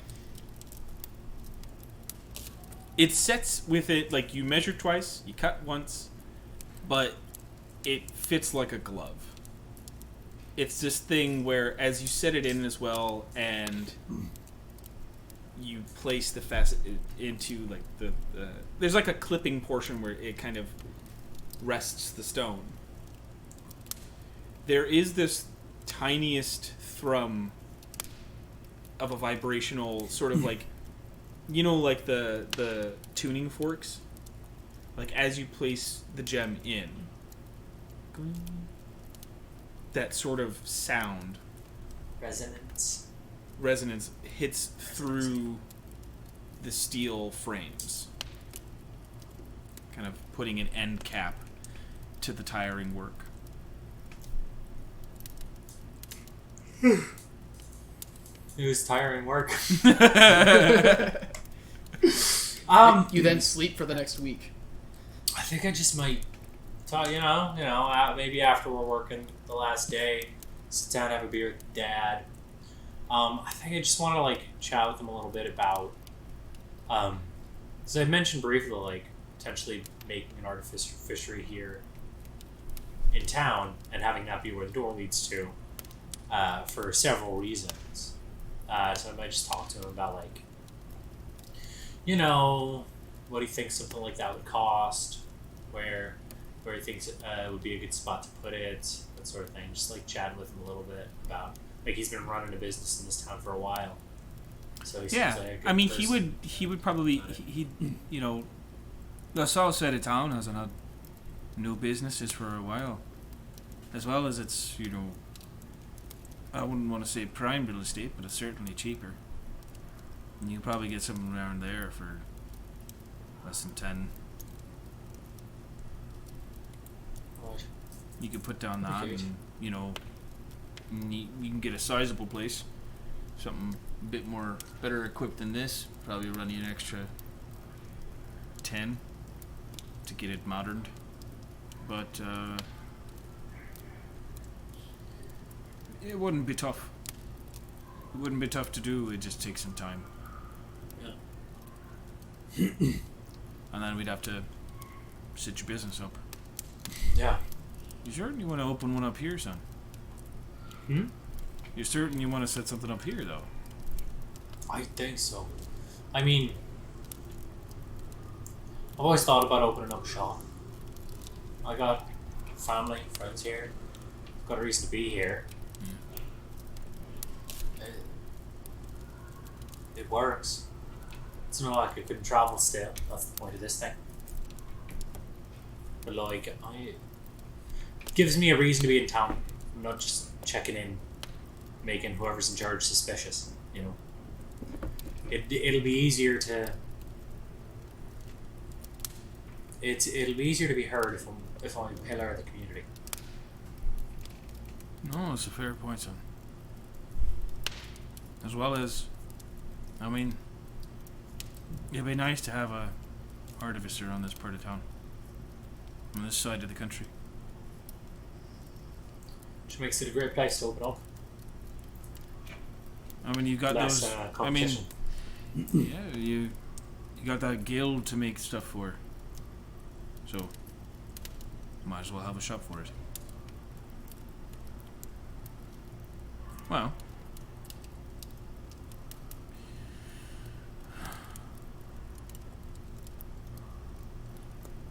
Sounds like you got a good idea, son. Here's hoping. I need to get some sleep. Thanks for having me out, Dad. You walking home, or I'll probably crash here for the night. you gotta think of a way to cart this back over to your place? Yeah. Or the place you're going to buy, I mean. Yeah. Okay. An evening rest finds you as you sort of start the next part of your process. It's still going to take another week to set the runes and everything, but that process is tiring in a different way, in the arcane sense. So you would still probably have the energy to potentially make real estate plans. And yeah, it's just collect. Yeah, like he said, the properties around there would probably exist around that price point, probably like 10K. Getting it all the way up to date from the get-go would probably cost around 10-15, depending on. And you and I can kind of go over like what you would want the shop to have. So why don't we we'll take some time off camera to discuss that a little bit more. And as you start to think about the runes and things that you want to put onto it. Okay, so we've got Clickwhistle. So your second half here at this place, you're waiting until nightfall, you said. Mm-hmm. And you're going to go back to that window during the evening. Yeah. Okay. Stealthily as stealthy go. There are several guards patrolling the grounds. There's also a sizable fence. There's a couple of things that kind of permeate the grounds as well. You see a couple of hounds being led on leashes by the guards as night falls. That weren't around during the morning, but like at night you seem to be kind of a routine surveillance. You also see the area around her window is fairly guarded. Really? A bit more than the rest of the grounds. Yeah, they seem to be passing around her, like, outside of her window pretty regularly. How close is her window relative to the roof? It'd be fairly close. It would, it's next to the tower. It's next to the astronomy tower, so it's like, it's on the top floor of the three floors. Does there happen to be, like, a roof that I could stand on, or, like, a sill or anything that I could stand on at the window? Not it's sort of like a window. I don't know about a sill, but you could certainly try to get on the roof and get closer to the window that way. Yeah, that's what I would like to do. It's about like a 3-foot hangover to the window. Okay. Yeah, that's talking range. Right, give me a stealth check. Okay, perfect. I'm gonna avoid that observation tower as I come in from the sky. Alright, let's see. So that is a 25 stealth. 25. Kind of taking the arc over, coming next to the astronomy tower, and sort of sneaking around the side of the dome. Okay, cool. You make your way towards the landing above the roof, sort of outcrop above her window. Again, it's about 3 feet down to the window. Okay. I bet I have a ball bearing. Hang on one second. Let me double check that. Yeah, you do. I figure. I'm a thief. Are there any guards looking at the moment? Are they sort of just doing their rounds? They don't seem to be looking up. They seem to be looking at the grounds. At the ground level, but they are still patrolling. Right. They're not distinctly looking up, but there are lights. Like, you are hidden in some ways, but there's lights everywhere. There's also, but again, they're patrolling the grounds. They're not necessarily looking up. They're just looking in different directions. Generally vigilant. Okay. Yeah. Can I try to? I know it's awkward because it's a 3-foot drop down, but is it possible to kind of like a ball bearing against her window or against the bars of her window? You'd be a lot easier to hit the bars for sure. Yeah, I'll go for the bars. It's gonna make some noise, but sure. Okay. I'm not trying to hit it really hard. I just want a small amount maybe to draw her towards the window. What I'll try to say is that, like, your intention of not trying to hit it very hard is different than, like, are you trying to make noise? Are you trying to, because that's what it's gonna do. Right. There's no like secret way of hitting bars with a metal ball. It's gonna make the noise it's going to make. Is my point. All right. I'll take the risk. I'll do it, and try to keep low while I do. Sure. I mean, I don't need a check to throw something that close. Right. You also, throw things for a living. So, yeah. checking it cong, cong, cong, cong, and it takes a second and hits the ground.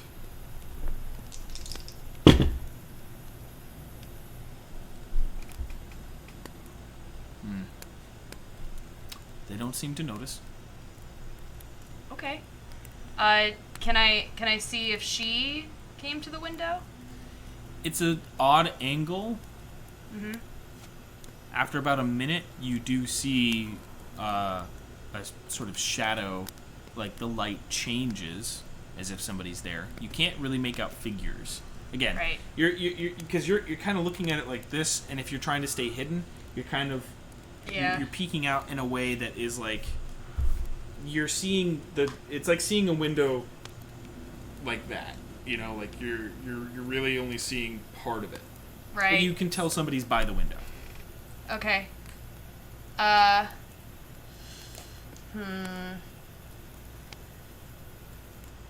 Sorry.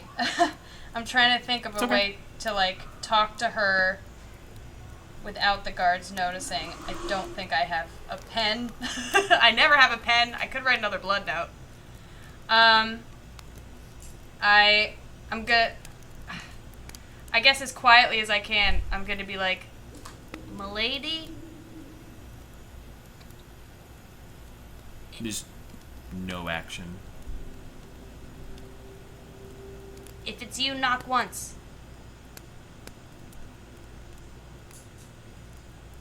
No action. Alright, I'm gonna get out of there.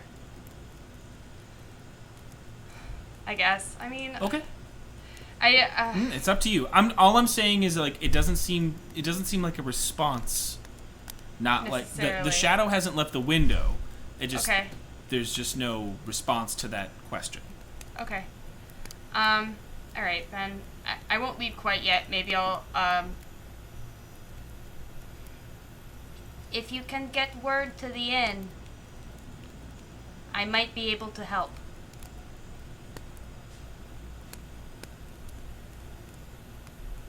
No response.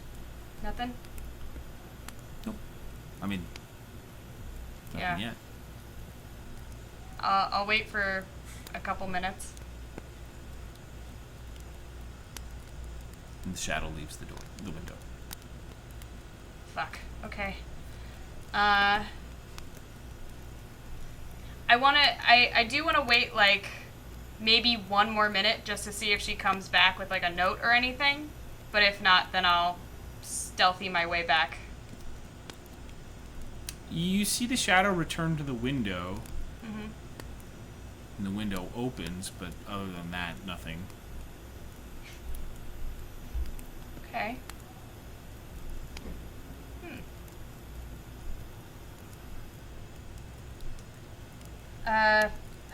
Yeah, I can't do much else. Maybe I'll just whisper, like, if the window's open, I kind of just want to be like, Who are you? Hello? Hey. Did it sound like that girl's voice? It sounded close to it. Okay. You heard her say one sentence. True. I mean, as close as I could figure from like one person who looked at me feminine. funny. Yeah. Who are you? Who's asking? A friend.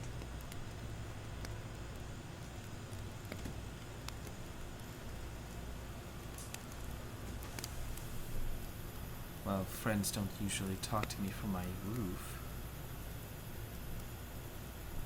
What am I talking about? I don't have any friends. I would leave this roof soon. I figured they are on their way. No, I just mean... Well, yes. Why You landed on the ceiling. So... There. My brother is just very cautious. I don't know what you're up to or what you hope to achieve. But... You have maybe about 2 minutes. I don't like being used to deliver girls in bags. Oh. So that's who you are. Yes. It's a very fine sentiment, I suppose. I am also good at, well, I wouldn't say breaking out of jail, but breaking out of things. It won't matter. Why is he keeping you? I think your time's up. In the door, you hear like a... And I'm out.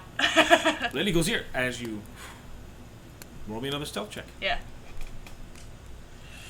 Oh, please. Okay. That is a 30. Okay. I was like, the one thing I'm good at.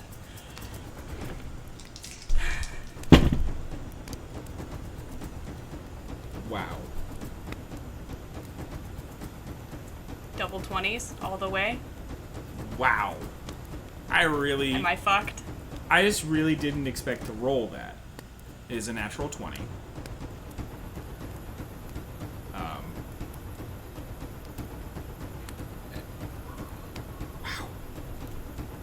Nice. Okay.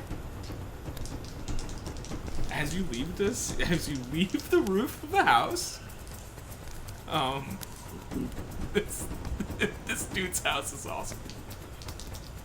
Please stop giggling.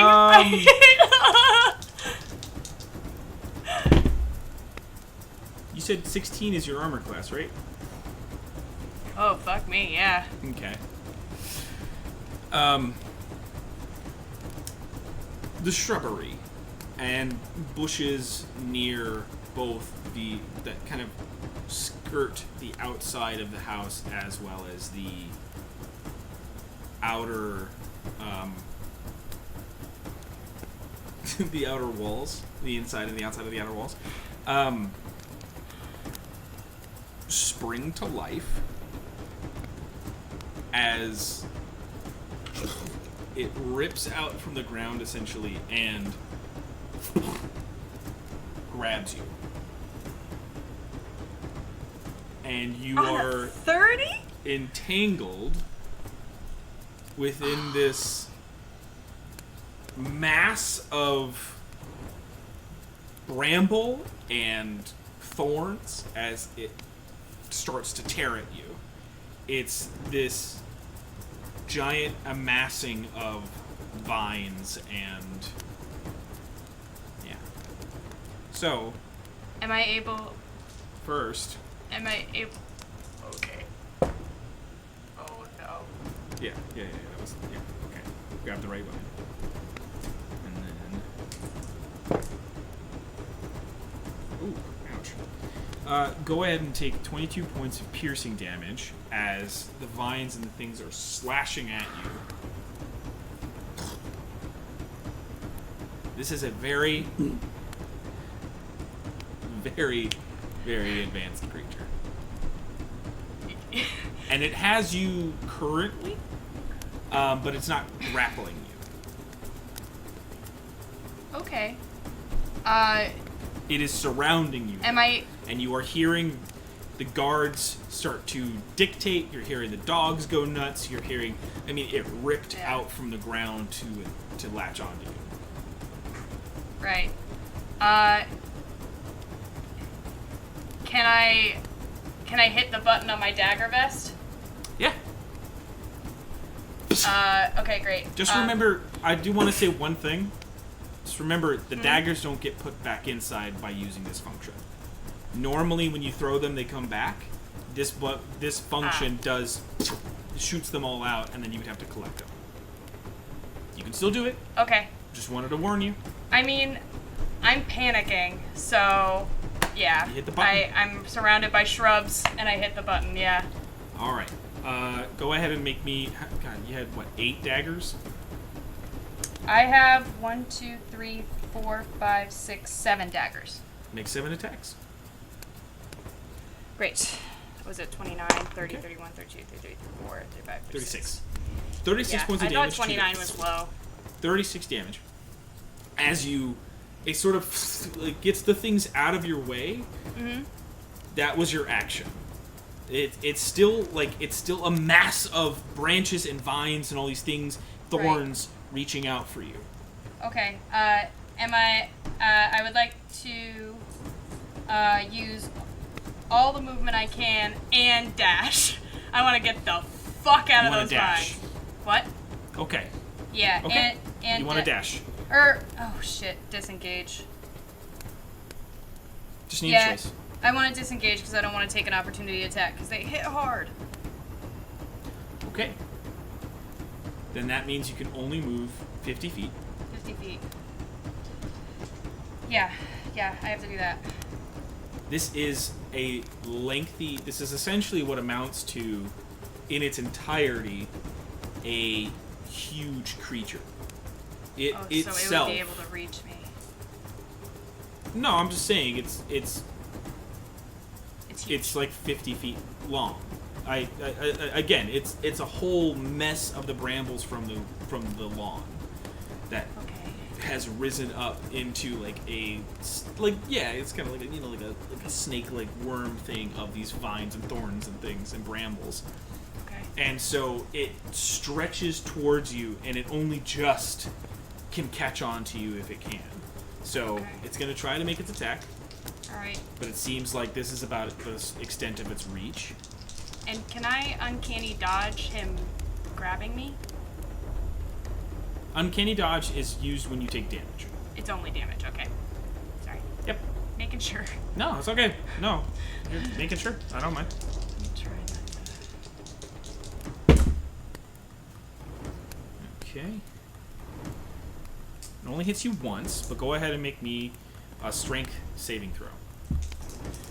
my strong suit. And you take 10 points of damage, and you have to make a strength saving throw. Okay.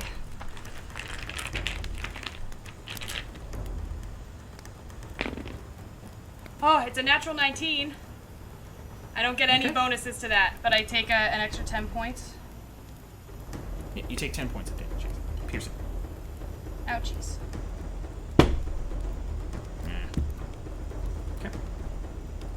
The 19, you are able to, as it lashes out at you, it's like wrapped around your leg, and you kind of like, and you're able to snap it and break out of its grapple.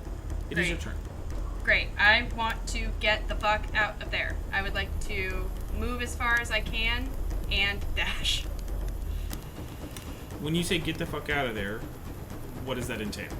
I would like to get away from the large creature and move back towards the inn in the direction that I'm staying at. Okay. Because I want to get out of town as well. But you don't have any other things. You left all of the other stuff that first night. Remember? Right, in the wilderness, first night with all your bedrolls and stuff. So you don't actually have anything else. Okay, cool. I honestly, the reason I was doing it was because I didn't pay the bill for my inn stay. But I don't know if I have to say that. Do you want to go to the inn or do you want to leave? No, I want to leave. Leave. Okay, so you're not going to the inn. You're leaving the city. Yes, I'm leaving the city. Okay. Go ahead and roll me a stealth check. Okay. As the alarms go off, Okay. and those guards from there start to race out towards you. 29. 29. You are able to evade eyes. You kind of get into some shadowy parts, and you make your way out. Okay. Yeah, I want to get Go ahead. I want to get as far away as I possibly can, but if possible, as I'm making my way back to Sestead, I'd like to stop by and see if my bedroll and shit are still there, just to see. It'll be a survival check to remember where you put them. Sure. To remember where they are. Yeah, and it's going to be a hard check. I mean, worst case scenario, I just don't have them, and I'm no worse off than I was. So, alright. Come on. I haven't rolled a natural 20 in like 4 games. Let's do this. Look, I'm not great at surviving things. It's a 5. Well, since so it's going to be a few days before that check matters, but how fast are you trying to move?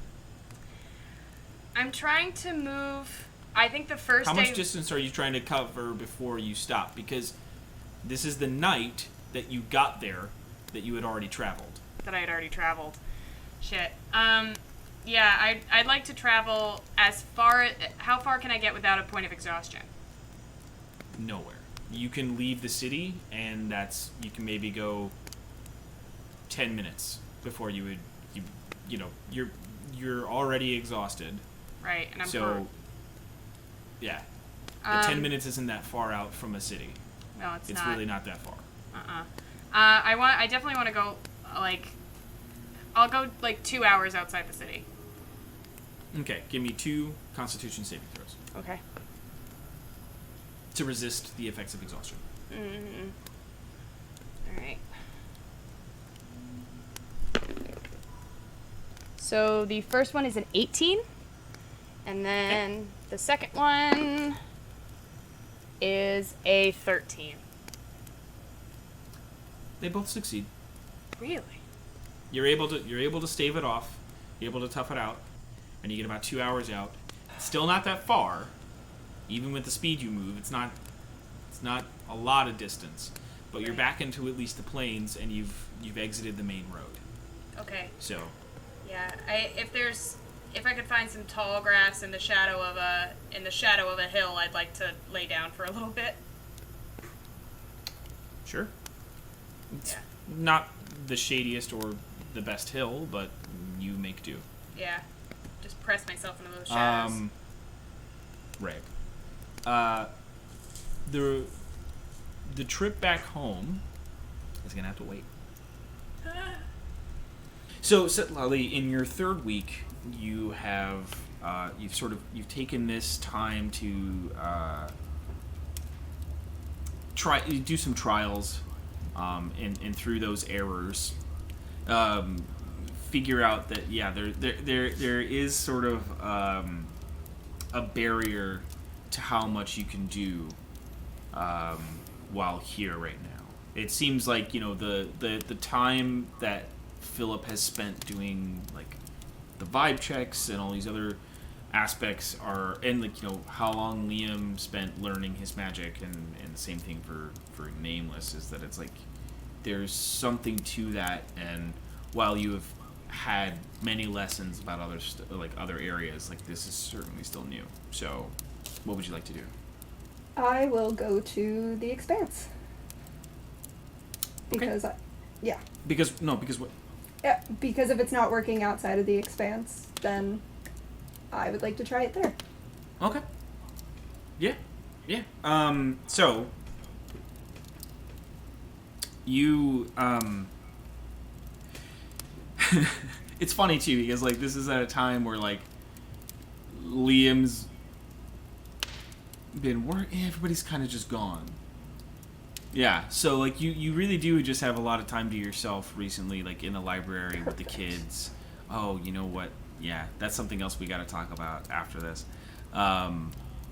Just Oh sort my of what's been God. going on there. Did I just read them books? Oh. Yeah, I mean, obviously, you probably just. Oh, I spent You actually- so much time with Also, yeah, you've finally spent 2-3 weeks legitimately in this house with these kids. I don't mean to say it's my fault. We should have thought about this, but I think we were thinking about other things when we were talking about downtime. And you did. I do remember you said just be with the kids, but we should think about that more. We'll talk about that after. It'll be fun.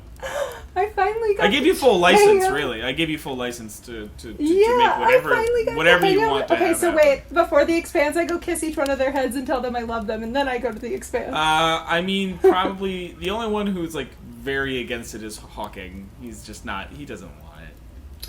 You think because you're a teenager that you're not my son, but you are. Mommy's gonna love you forever. You will always be mommy's son. And then I walk out. I give him another hug. And then I go to the Expanse. And I take my staff with me in case that is not, like, Sure. since I mean, like, no, I appreciate... not to fight, but, like, to have it as I like appreciate the designation that, like, I would bring this with me. That's always good. Like, it's never a bad idea to not do that. So... Yeah. Can't let her out of my sight. She was a god's. You open to the Expanse. The endless quiet is something... I'm trying to remember when the last time... I don't think... It's been a while since you've been in here. Since we went to the Shadowfell, I think. Yes. Yeah. Girls Girls session. trip. Yeah. Woohoo! But, like... That was the last one. Yeah, so it's been a while. It's been quite a long I closed time. the door. Oh. Just to specify. Okay. Good to know. I mean, I'm alone, so it's really probably a bad idea. But also, I'm alone, so at this point, it doesn't really matter. It's that thing where it's like, no, it's fair. Stepping forward, it is the endless quiet of the Expanse. It's something that has the absence of sound more than outside of your breaths, right? Like outside of what you are and what you're doing, there's not substance until you move forward. Are you moving? I'm sorry. Are you going to stick around where the door is, or are you trying to move forward from it? I'll move like 5 steps forward, just so I'm not right up against the door. But you're not going to leave that area. You're going to stick around it. No. Okay. Yes. Cool. Good to know. 6 feet from the door. Okay. I socially distance from the door. Right. How would you like to start this? Okay. I'm gonna take my staff. I'm gonna sit crisscross on the floor. I'm gonna lay my staff on my lap. Hold on, sorry. 1 second. I realized I didn't have my... I needed one thing. Okay. Dun dun dun.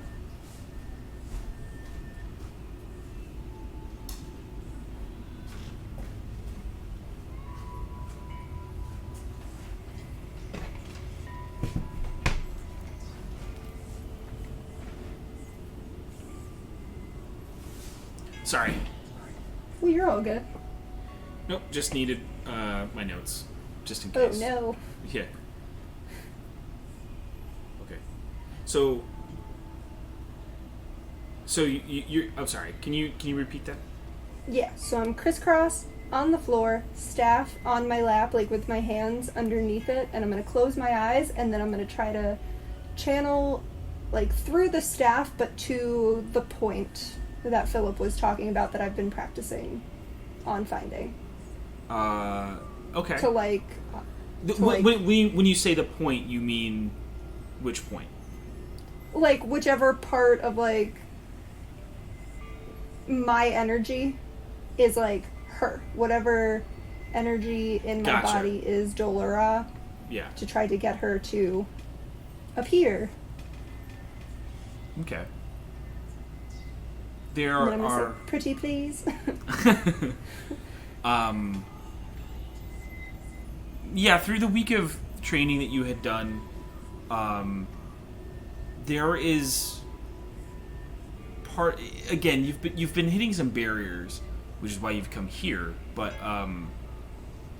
as you start to go through the same sort of process of what you've been imagining it requires, and maybe 1 or 2 extra discussions with Philip of just sort of like what it, getting somewhere.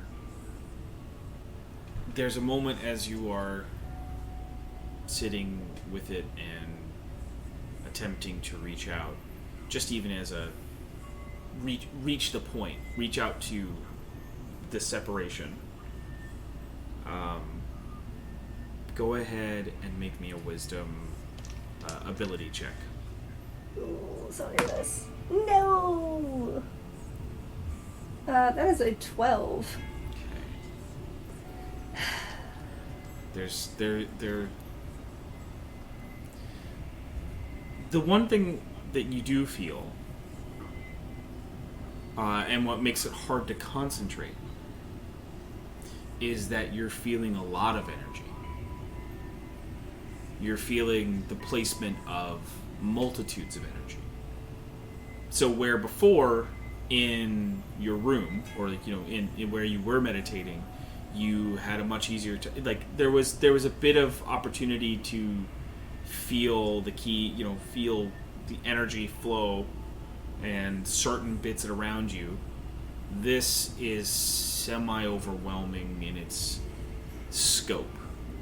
It's hard even to like pinpoint yourself right now. There's a lot of crossing hairs, and as you're reaching these points as well, there's a moment in that same similar feeling that you've had before of like, yeah, just tingling, just almost numbing to the body, just this prickly sort of like, it's not that it feels wrong, it's not hurting, it's just that thing where it's like, it's a bit of an overload. And you feel there might be something that you can point it towards. I'm going to attempt to take the energy and put it through the staff. Mm-hmm. Like, I guess is there a way to like take the energy, put it through the staff, and turn that into a radiant, like blast it out? Is there like to like have it as a point, or is that just like not possible? I don't know how to describe what I mean. I think I know what you mean. You're trying to say, let me sort of piece together. You're saying put the energy that you would put into one of those, like how you put it into your fit, like, and how you're trying to find yourself, put that into the staff as sort of like a dowsing rod, or like a reverse, like it's basically like a satellite. Yeah. Or not a satellite. I'm trying to say like some sort of like kind of like a siphon of like. Okay. The energy is moving through it, but it's like finding a way to stay in that one space. As a focus, as some sort of like. Okay. Yeah. Okay. Go ahead and make another wisdom check for me, as you're attempting this. And I'll say with proficiency, you get your proficiency bonus with this as well. This is sort of like a.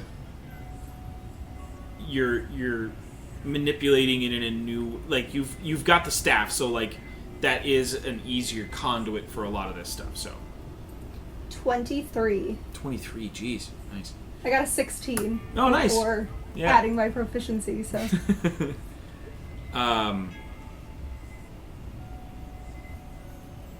So, wait, you got a 16 and then it went to a 23? Yeah, because don't I add my wisdom to that as well? Yeah.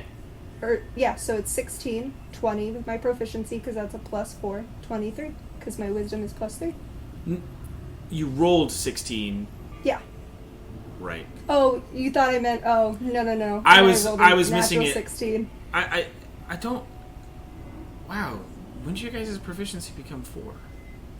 I think this level. Wow, okay, yeah, I shouldn't have second guessed you, but like that was so. Oh no, it's all good. I trust you. It was one of those things. I was like, how did we get there? I'm really good at math, so supposedly, that's what Chelsea says. So you take the staff from your lap without getting up, and sort of place it, and resting it on the ground. And it's that sort of like breath, and you sit with it for 10 minutes, 15 minutes. It's that concentration, the consistency, the diligence to the moment, and waiting for it to work, essentially. But through that time, there feels like, and in your hands, it feels stable. And you feel from your points, your throat, push through into the staff. You feel as though you've made the connection the way you want it to. And there is this sort of unopened, with closed eyes, this feeling of semi-beaconhood right now. An aura of certain kinds from yourself is a very warm, sort of amber, orange. And in that moment with closed eyes, you start to see almost like, when you rub your eyes and you can see those little spots, you can see the red and the greens and things. There are moments that seem to pass and sort of snake around you and move on. And there's others that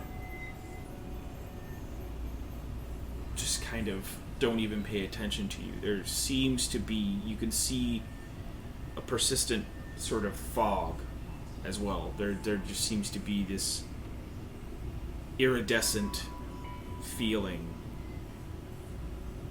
But with this staff, you feel your presence from before. This was you can kind of tell that this was a lot of the stuff that was preventing you from being able to find the self. With this sort of like grounding rod, you've been able to maintain your presence as a presence within all of this. Distinct. Individual. What would you like to do? I'd like to open one eye and see if she's standing, if anyone is standing in front of me. You open. You still see the emptiness of the expanse. Okay, so I'm going to close my eye and try to picture Dolora in my head, like how I've seen her on statues and in the monastery, and just really focus on her image. You're focusing on her image. Are you thinking or feeling anything while doing that? What's sort of the, what's the desperation? Yeah, it's like what's the heart content to the thought?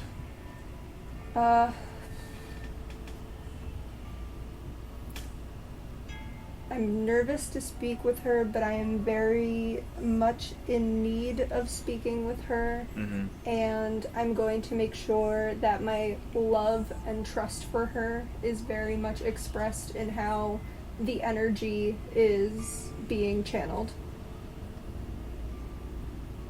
If that makes sense. It or does. If that answered your question at all. No, it answers that for sure.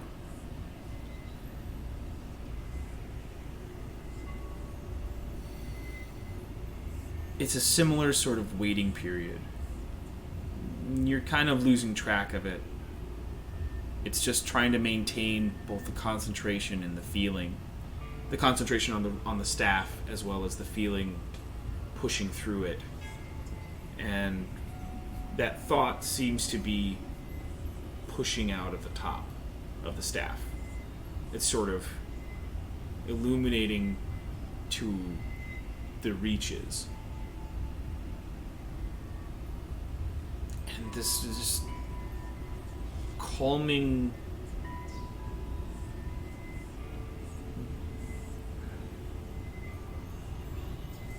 repetition, I guess is what I'm trying to, like this calming sort of lull into doing the activity and doing it just to do it almost. There comes a point where your desperation and the need for the conversation turns more into just thinking it and sitting with it and like sitting with the need. And that's when a red sort of presence flows next to you. And places and there's this hand almost. It doesn't feel physical. Mm-hmm. You can tell that this isn't happening to you outside of this. But the hand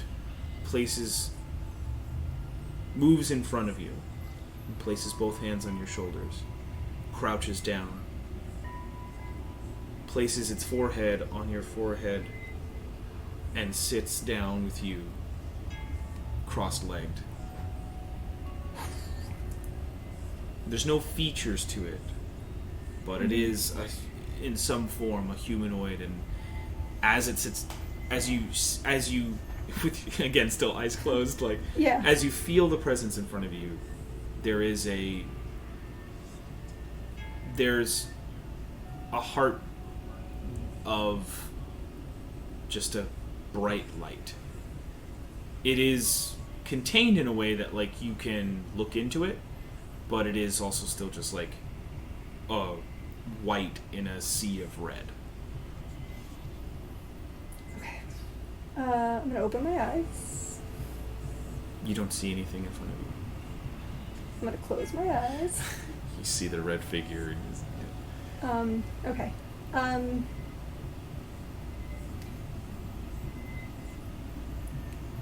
So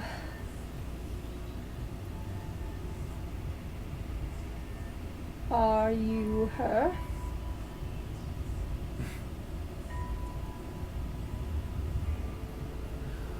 I suppose you'll get to the point where you'll know just by, and maybe with a little more work we can get you to a place where you're not just seeing an outline, but yes, it's me. And I am very proud of you.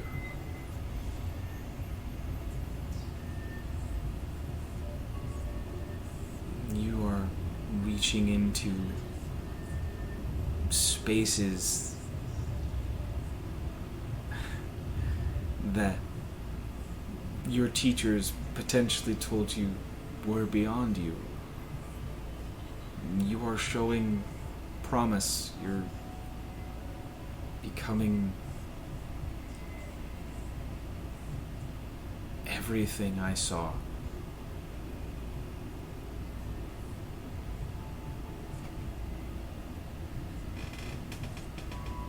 And I've missed you.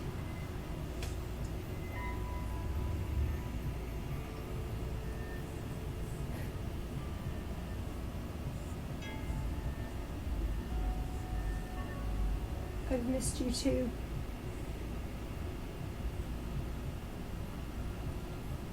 And I wish I could say this was a fun, personal visit. But unfortunately, I want to do something pretty dangerous. And I need some information. And you're the only person I could think of to call. I'm just...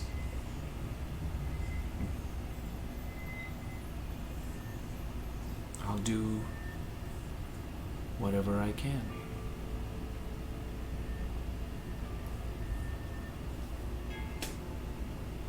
Do you know Kalenth?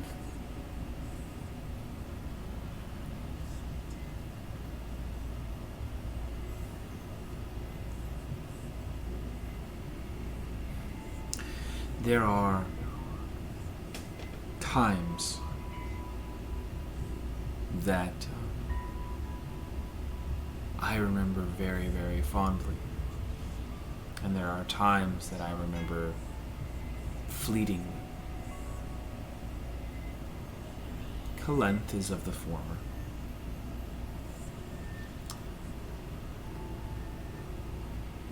But not by much. It was at a time where I could do nothing.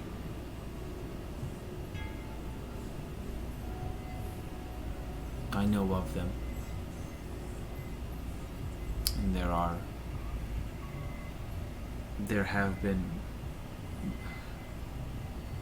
others before you who have achieved similar feats that you do today. And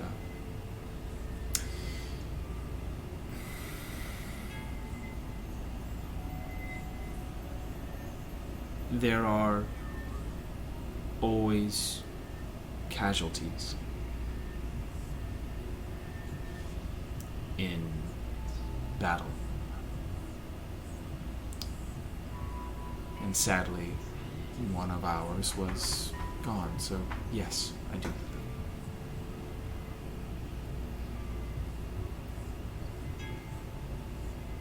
Do you potentially know their weaknesses?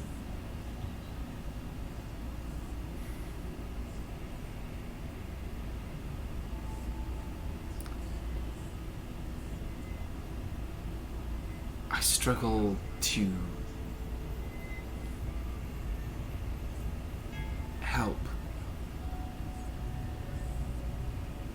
I can't give you answers. But I can give advice. I don't know them. Only that they gained their power through the sisters.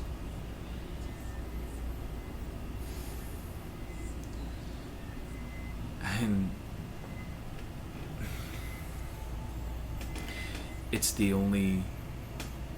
it's not a regret of mine, but it certainly speaks to potential problems of gifting power and knowledge.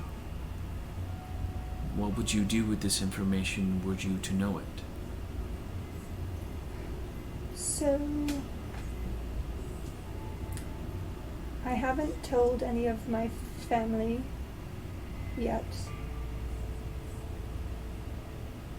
but I want to try to get Kalenth to trust me so that we can ultimately save someone they have captured.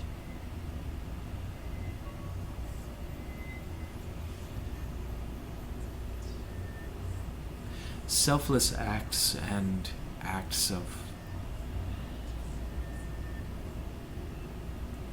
bravery generally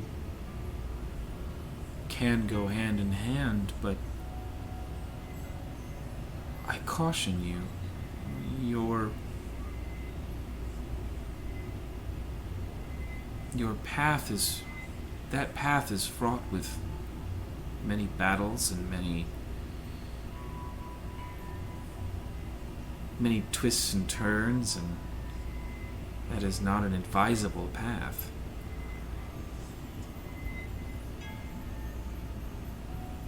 I can't stay for much longer.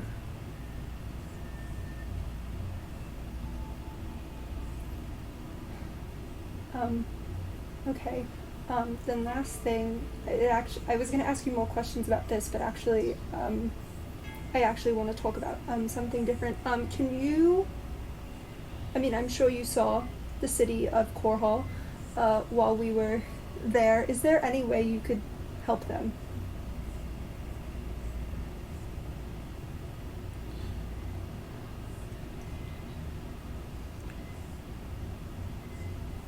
I suppose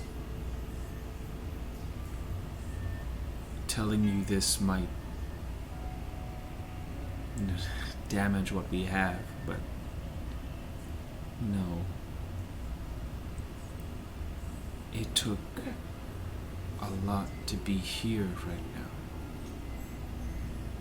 I am only here. You've achieved something.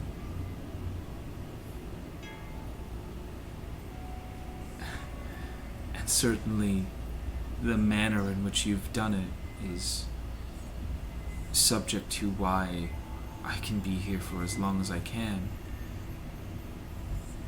and give more guidance. But I am locked away.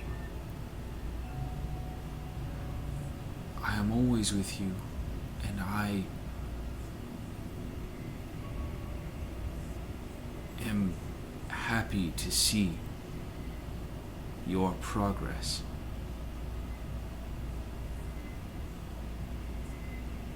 You are turning into everything I thought you could be.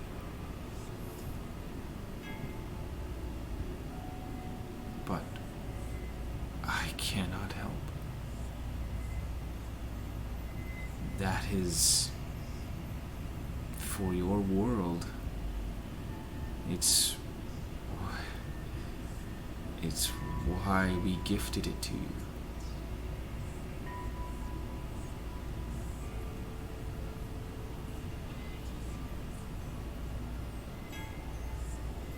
It's why I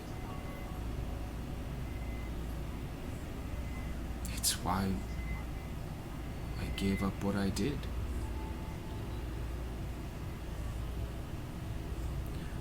I'll leave you with this. Know the wisdom between actions for action's sake and a well thought out plan.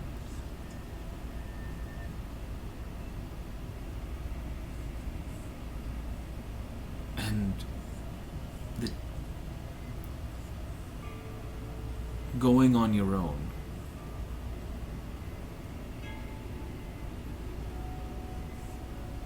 no one said you have to fight by yourself to win. You have many allies. Don't discount them.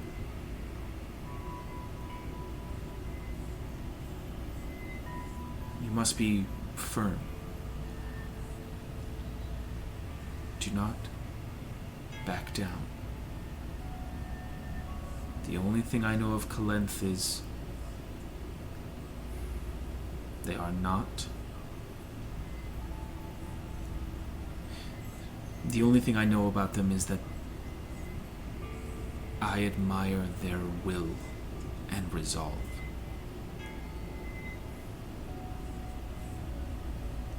And I stand with you in a choice of compassion versus vengeance.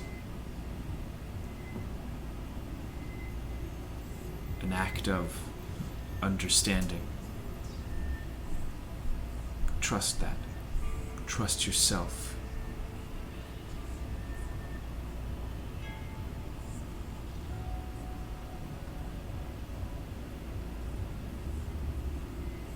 And if there's anything I can say, follow the network. The mirror hold the key.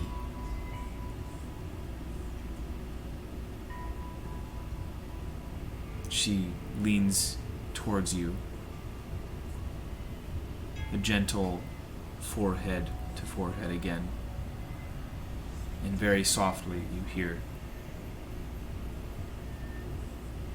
I'm proud of you. Daughter of Dolorau. And the energy fades.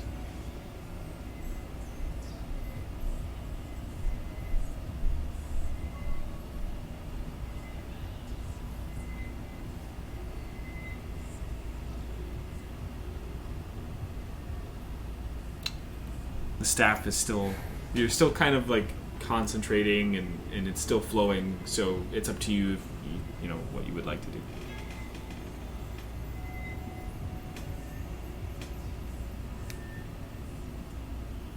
Well, first of all, I'm just gonna sit there speechless. You end the flow and just Yeah.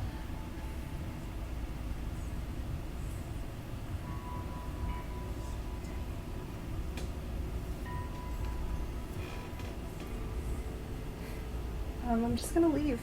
I don't. Mm-hmm. Yeah, I'm just gonna leave. You have, by the way, I'll try to write this down so we can make it part of your sheet somehow. There is a new thing granted to you, and it's what amounts to using your key to. It'll take a much more than a lot of the other ones to do this, but it's seeing the veil, right? It's like seeing the energy, seeing the path, the that kind of thing. Mm-hmm. Similarly to how Philip does his vibe checks to like you, as she kissed you on the forehead, there is just sort of this extra awakening, and as you opened your eyes, Stumble shot. No. You see that those forms have sort of persisted. And they persist for a little while before it goes away, but like you feel that connection stay. And there feels to that it's that separation of the self to pull at the things around you. And there comes that understanding. There are a few processes to it. Cool. You exit the Expanse and you come back into the mansion. Ready to spend more time with the kids, I guess. Yeah, I'm confused. So yeah. All right. We'll cut away. Liam, Philip, you guys had some stuff that you wanted to do in Sisted. So Philip, you have given Liam some heads up as he's been crafting. Liam, you determine that you can, as the frames for the metal has been made, at this point the runes being put on top of them is it's not supremely dire. It's still gonna take some time to put those on there consistently, but it doesn't have to happen as quickly as the frame had to be being made. So you kind of reason you have a day to spare. Cool. Philip, do you... Sorry. So this is before we... Which point are we coming in here? Well, this is like week... this is like week 3. Okay. So I've probably done my stint in the mines at this point. Yeah, you by this point you would have... Yeah, you would have done your mine working. Cool. In that case, one of the things that Liam will probably notice, because it's not very well hidden, and it's not hidden at all, actually, is that there is a new engraving on the shield at this point. Where there were kind of vines running through the antlers on the bottom of the shield before, they're now like slightly above the antlers on each side of the wheat in the center. The vines are now lightly wrapped around the handles of hammers on each side. So that is now an engraving on the shield. But yeah, it's very noticeable. It's yeah. As he approaches you, he kind of lets you know, Liam. Actually, no. I should actually just let you say it, right? Yeah. So where? So like at which point in the process is this scene? Process of what? Getting to the. Have I talked to them at this point yes. yet or not? You would have already talked to them before you left for Rakia. Okay. Cool. Hey, Liam, do you think you could spare a couple hours? Yeah, I think so. Why? I got us some clearance to go underneath Sisted and take a look at the mirror stone. Excellent. Yeah. Awesome. I thought it might be helpful. Yeah, I'd love that. You talked to Daphne and Barlow, or? Yeah, I went to Barlow first, told him I had some suspicions that I'd like to clear up. I can't imagine Daphne's terribly happy about it, but she's not stopping us. All right. Yeah, I'm all for it. Okay. Is that some new work on your shield? I see. Oh yeah. I had Hellpike do it. He does remarkable work. While I was in the mines, it was I didn't really need my shield, so I just left it with him to get some work done. It's beautiful work. Thank you. I paid for it myself.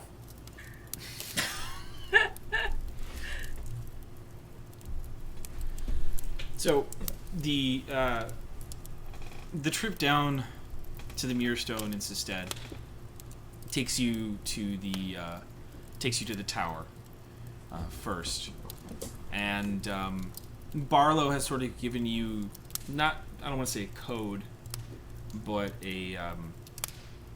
he's made the administration at the tower aware of you've already got the clearance and for the request to go through. Mm-hmm.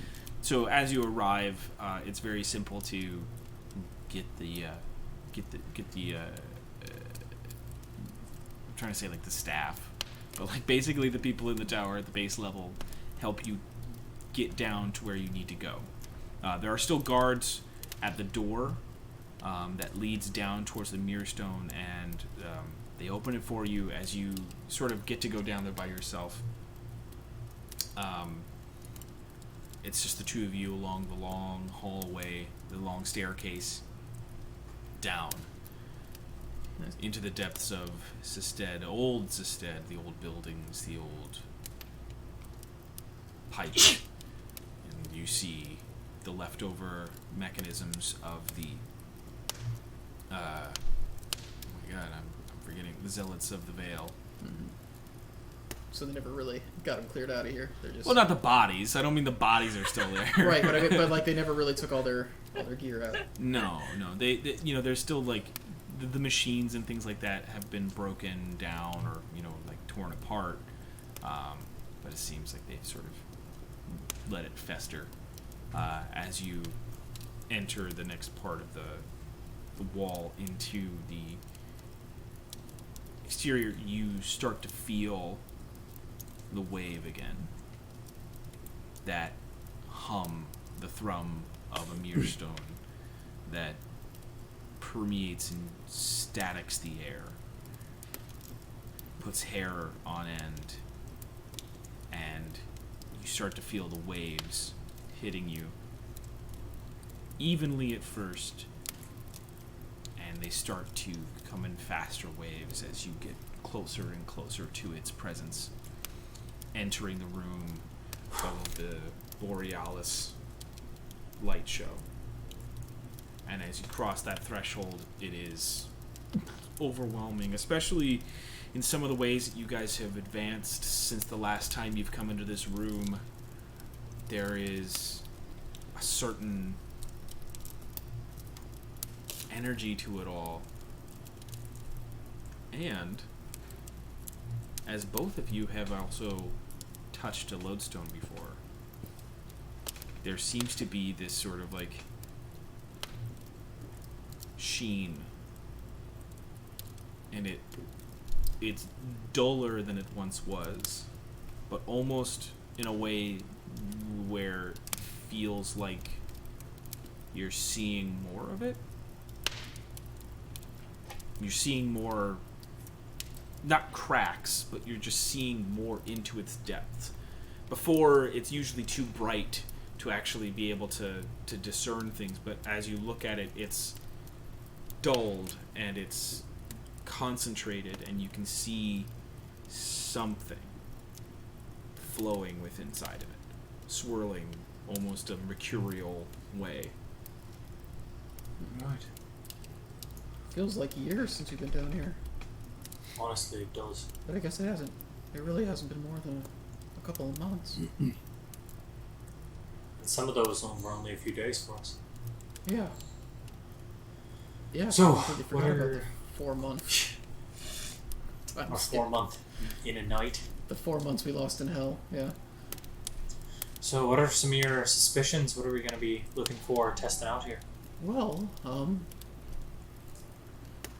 first is I'm wondering exactly how much the different schools of magic affect these mirror stones. We felt personalities inside each of the ones that we've come across, and I wanted to see how deep that runs. You wanna say hi to this one? Yeah. I also feel like if there's anything we're going to be able to learn, this is probably one of the safer stones to try it with. It's... Makes sense. So, that's basically it. Just talk to it and see if it can answer some of these questions I have.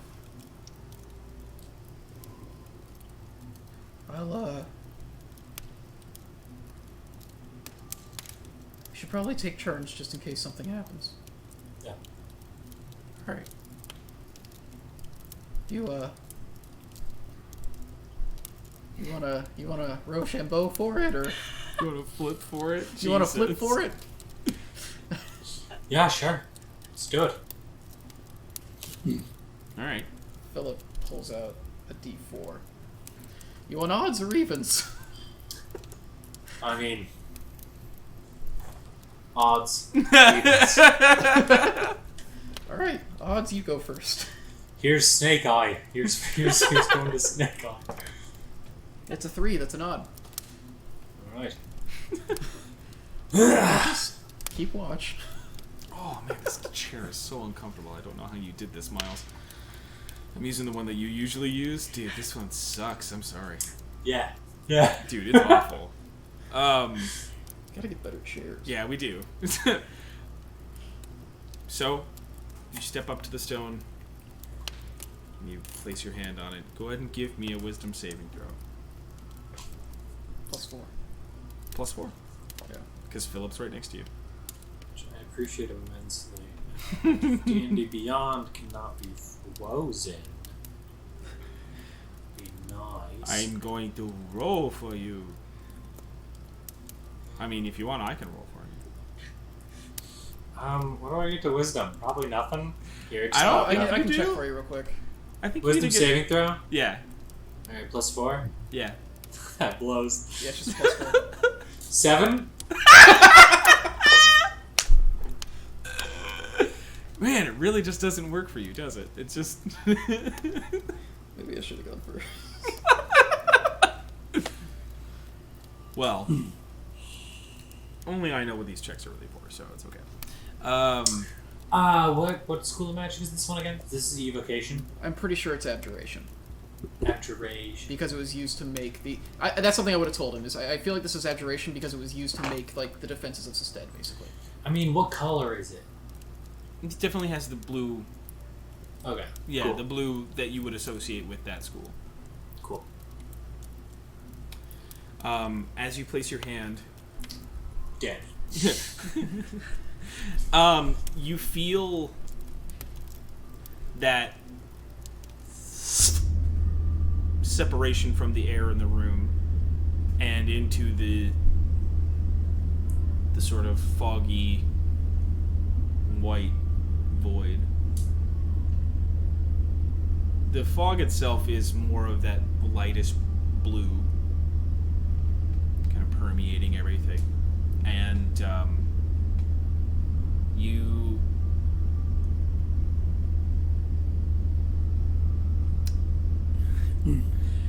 you feel naked. When you look down, you have clothes, like you have who you are. You just feel very exposed. You feel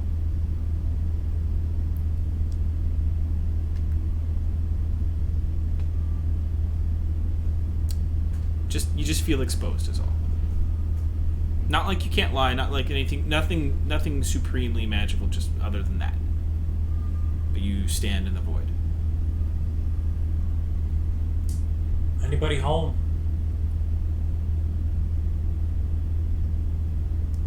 Hello? Hello. said.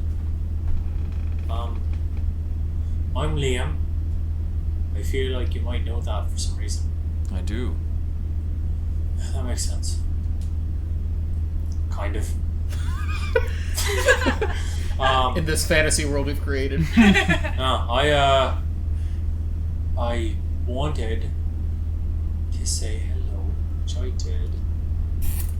I was curious if you'd answer a few questions for me. I could be persuaded, I guess. Right. Are you familiar with the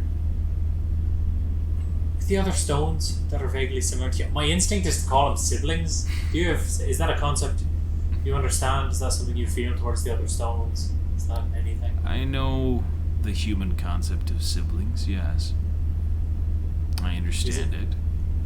It was taught to me. And I suppose in that way you could say, sure, I have siblings. Okay. Are you familiar with them? Who they are? Intimately. Okay, cool. That skips some of it. I've met a few. You might know that as well. I have no idea what you know. Isn't that fun? Yeah, it's not my favorite thing that I've ever experienced, but honestly, not as bad as some of the stuff I've been through, so it's You're probably right. fine. Alright, now it's unnerving. I remember that Yeah. time when you were 12. I mean, so me and my friend, who we're probably also aware of, Yeah, he's standing we right believe- next to you, yes. yeah, we believed that, and we theorized that you or some of the power that you possess was used when making Noosa's dead. You're correct. Okay, cool. Well, that makes sense. Why did you decide to do that? Because I was asked by a friend. Your friend? Alright. What friend? You already know them. Fair enough. How did you go about becoming friends with them? They found me beneath Core Hall and decided to talk to me. Okay. Why are you here? They did. They needed me. They asked for my help. Well, you do good work. I'm a big fan of Sisted. Yes, I know.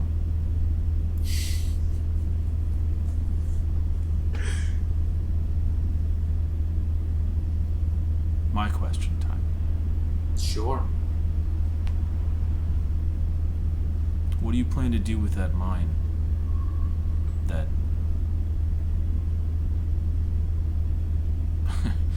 my sibling rests within. Largely make sure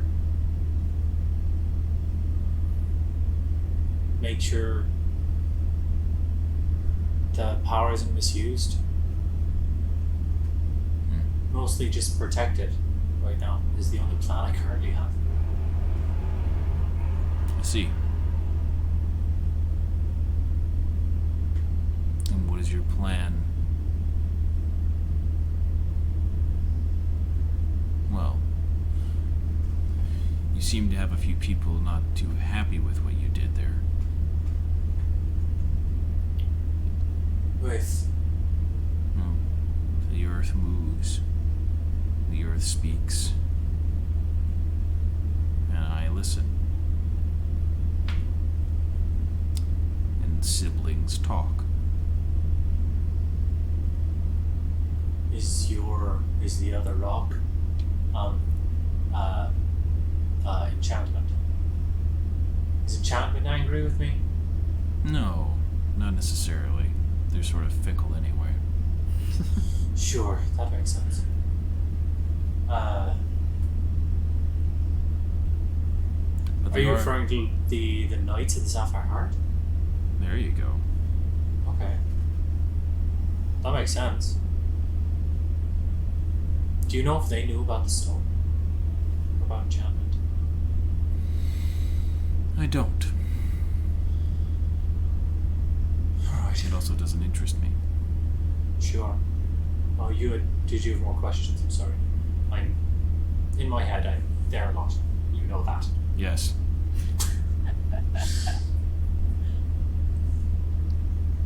I just have one more.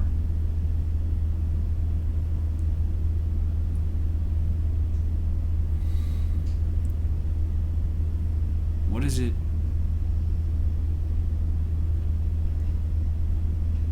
What is it you seek to protect above all else? You can protect those stones, sure. I'm curious. I haven't had a friend in a while. It's about 10 years.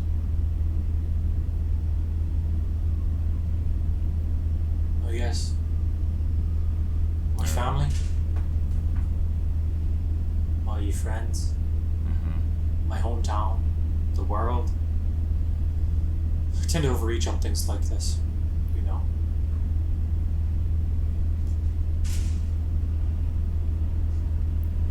I don't know. We've been through a lot, obviously. Half the time I try and help, it doesn't just help. You know. I guess in terms of wanting to protect, it's everything. It's hard because you can make a decision now for the better now that isn't good for people down the line.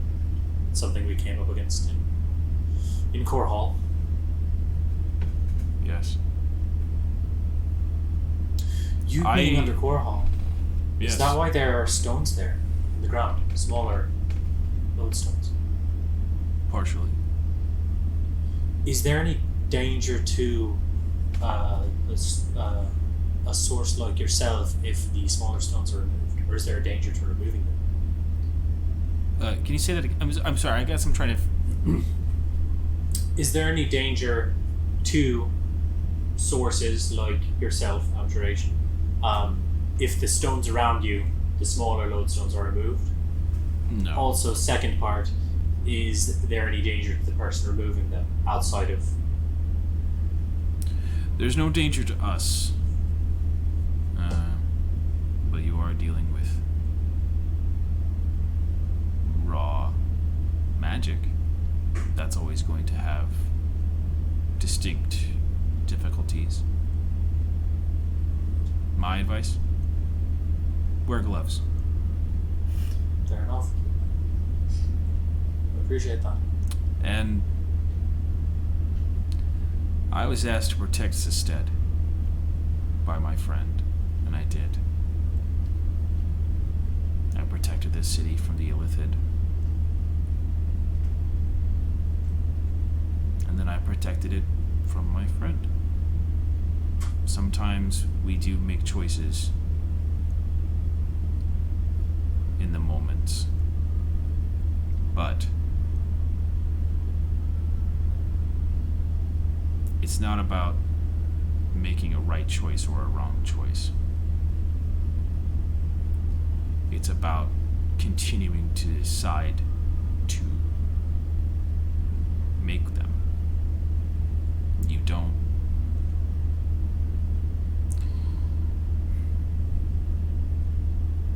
adaptability. That's a human concept, or humanoid concept. It's not innately of my kind.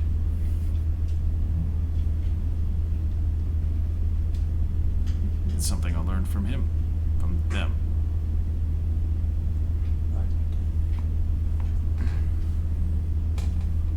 Is there a stone under the plague marshes Yes. where they're kept?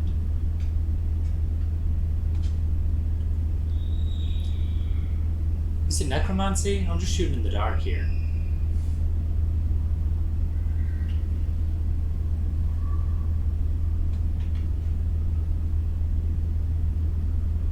Fair enough.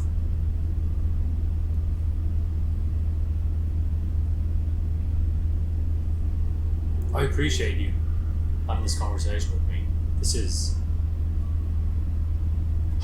honestly my favorite conversation I've had with a Mirrorstone. The least frustrating or confusing.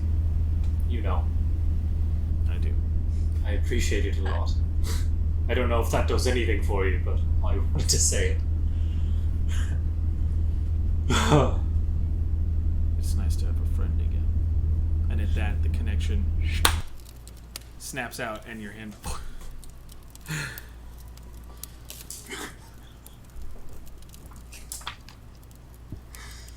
All right. We're back. How did it go? Did you learn anything useful? You learned things for sure. Your hand is like glowing red. It's got like this shimmering of steam.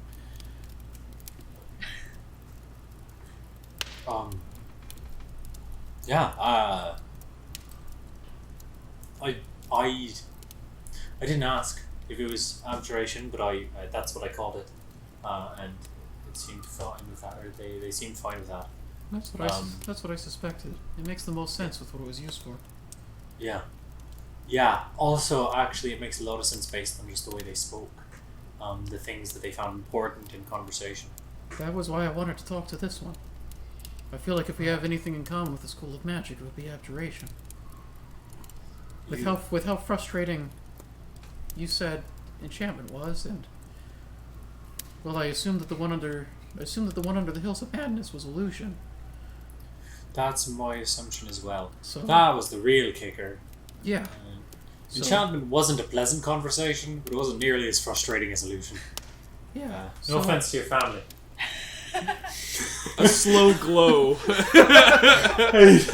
I don't, you know. Well, it's good. I'm glad we're able to talk to it. Me too. It was fascinating. It used to be under Core Hall. It was moved here for this purpose. That actually explains a fair amount about the way that we found Core Hall. If the ground, it hasn't, like, Sestead as it is, has only existed for, what, 100 years? Just a bit over. Just a bit over 100 years. If the stone was taken then, that could explain why the ground has been going bad there. That's a major shift in the magic. Yeah.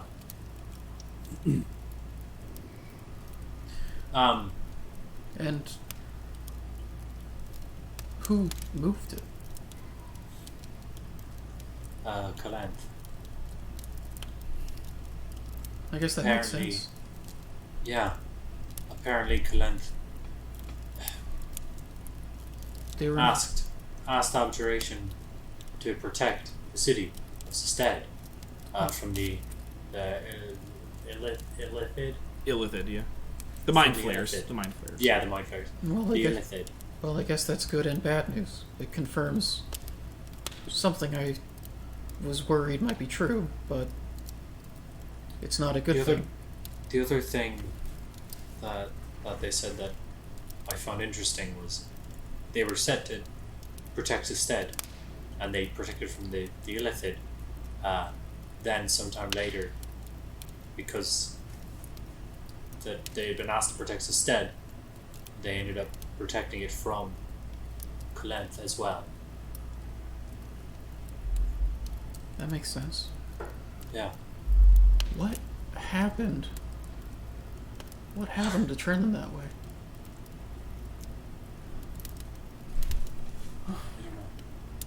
Well, I guess there's really nothing else to do, but... if you're gonna touch it, I'd wear gloves. Oh! Luckily, gloves are a part of a chainmail armor set generally. You also did have That's my gloves. secret, Liam. That's I'm my secret. always wearing gloves. All right. Noted. I'm gonna go. I'm going in. Oh, I'm gonna touch it. I'm gonna touch that mere stone. Wisdom check. Yeah. Wisdom saving. Sorry. I mean, that's a natural 20. So Oh, beautiful. That's a 29 altogether. Jesus. You, That'll do it. Flanagan. Good job. Nice. How did you get down the stairs? That's such a narrow passageway. Your antlers are so big. Thank you. Collapsible. Someone No. else can- Oh, collapsible antlers. That actually is rad. It's like TV antennas. So you touch the Mere Stone. It's a similar connection. Air stops in the room, and you feel a presence, and it almost feels like it's in a direction, and it's being like you're directing to it. Sure. You feel invited. Sure. I'm gonna lightly bow that direction and then kind of walk forward at a steady pace. It doesn't seem like you're walking anywhere, but it feels like you're moving somewhere. Sure. Thank you for taking the time to see me. I hope I'm not intruding. Yes and no. Well, I suppose I chose to intrude, but it's hopefully for... Pleasantries or whatever. What do you need? I had a few more questions regarding your friend and their activities since parting. Did they...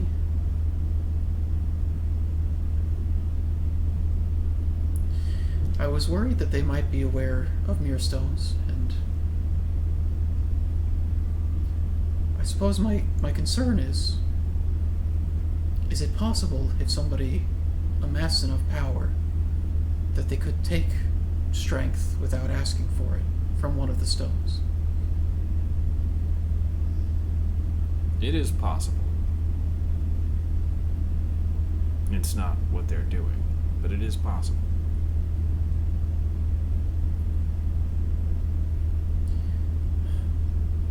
They don't need to force.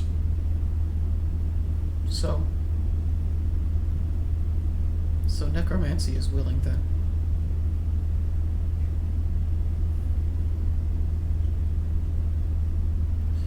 Did you ever have, before you broke your connection with them, did you have a confrontation where you were able to speak with them? Yes. Would you not have a final conversation with your friend before having to lock them away? I figured you would try. I just wasn't sure if they would be a willing participant. We were friends. That's fair. I guess what I'm trying to do is I'm trying to understand what it is they're trying to accomplish. Why they would go against you. Why they would cause this harm to people.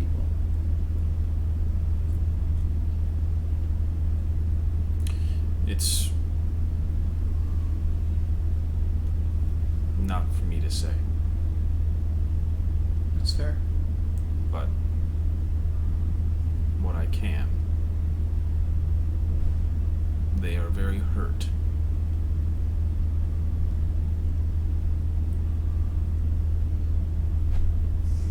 Is there...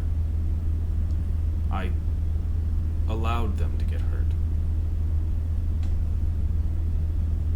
Is this when you stop becoming friends?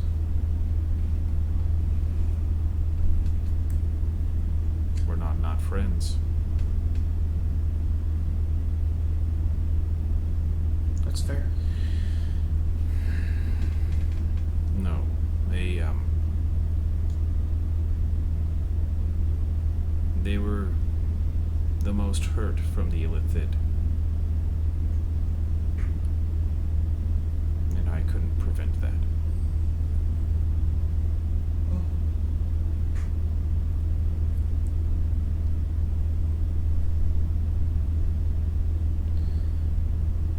Is this hurt something that they're able to address? Something that they're able to heal? Or is it something that's beyond healing?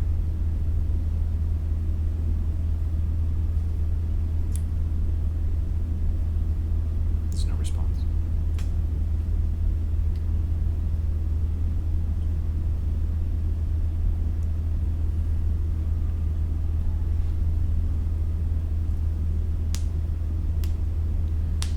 This whole time, you've still felt the pull of the walk as well.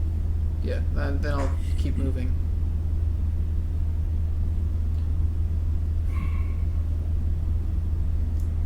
I've been trying to figure out how to handle the situation with them. And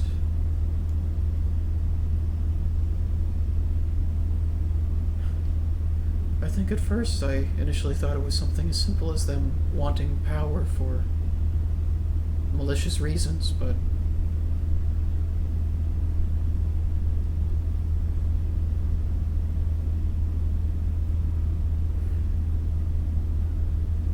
I'm getting the feeling that it can't be that simple. And There are things that are. Wanting to help, wanting to protect, attempting to learn more of where you came from, who you were supposed to be.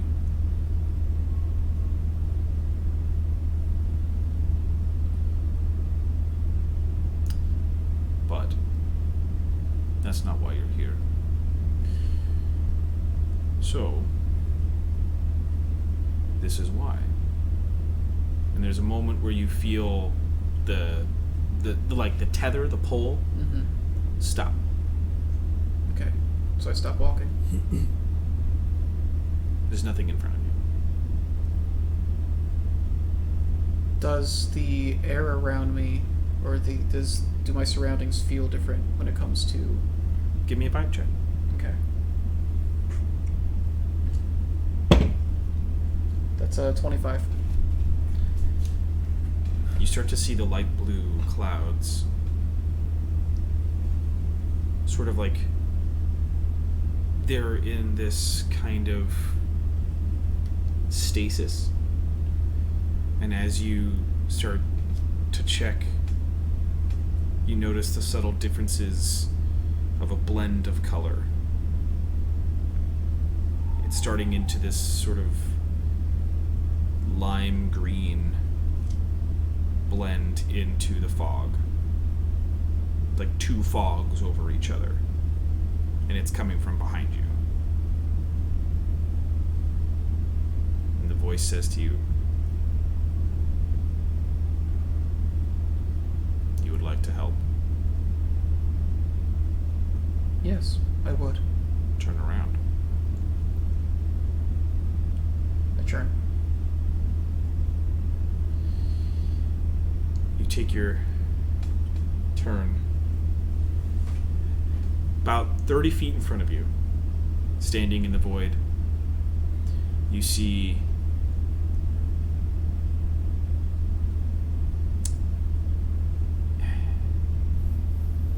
an Eladrin man, or I should say a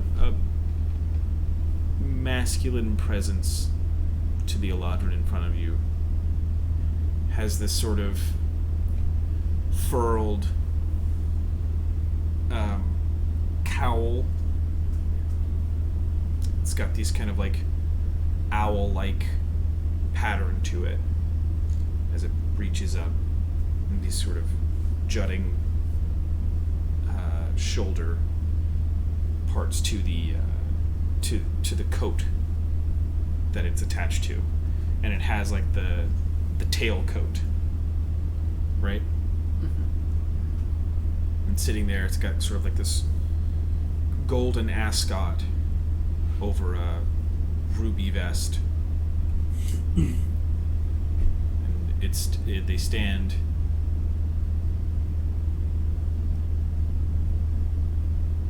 You know, it is wonderful to see you in person, or as in person as you can be. Likewise. And that's what we're going to call the episode, everybody. Ah! What? No. Yeah. It's been going for a while. I want to call it now so that we also can come back to this. For us, it'll be 2 weeks, so enjoy that, you guys.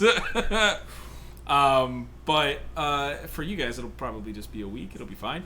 I think this has just been a lot of fun. This has been a lot of the stuff that I've been waiting for the downtime stuff. I'm really excited for these next steps for everybody. I'm really excited for some of these other things that we're going to get to do. Look forward to that, and we will see you next week.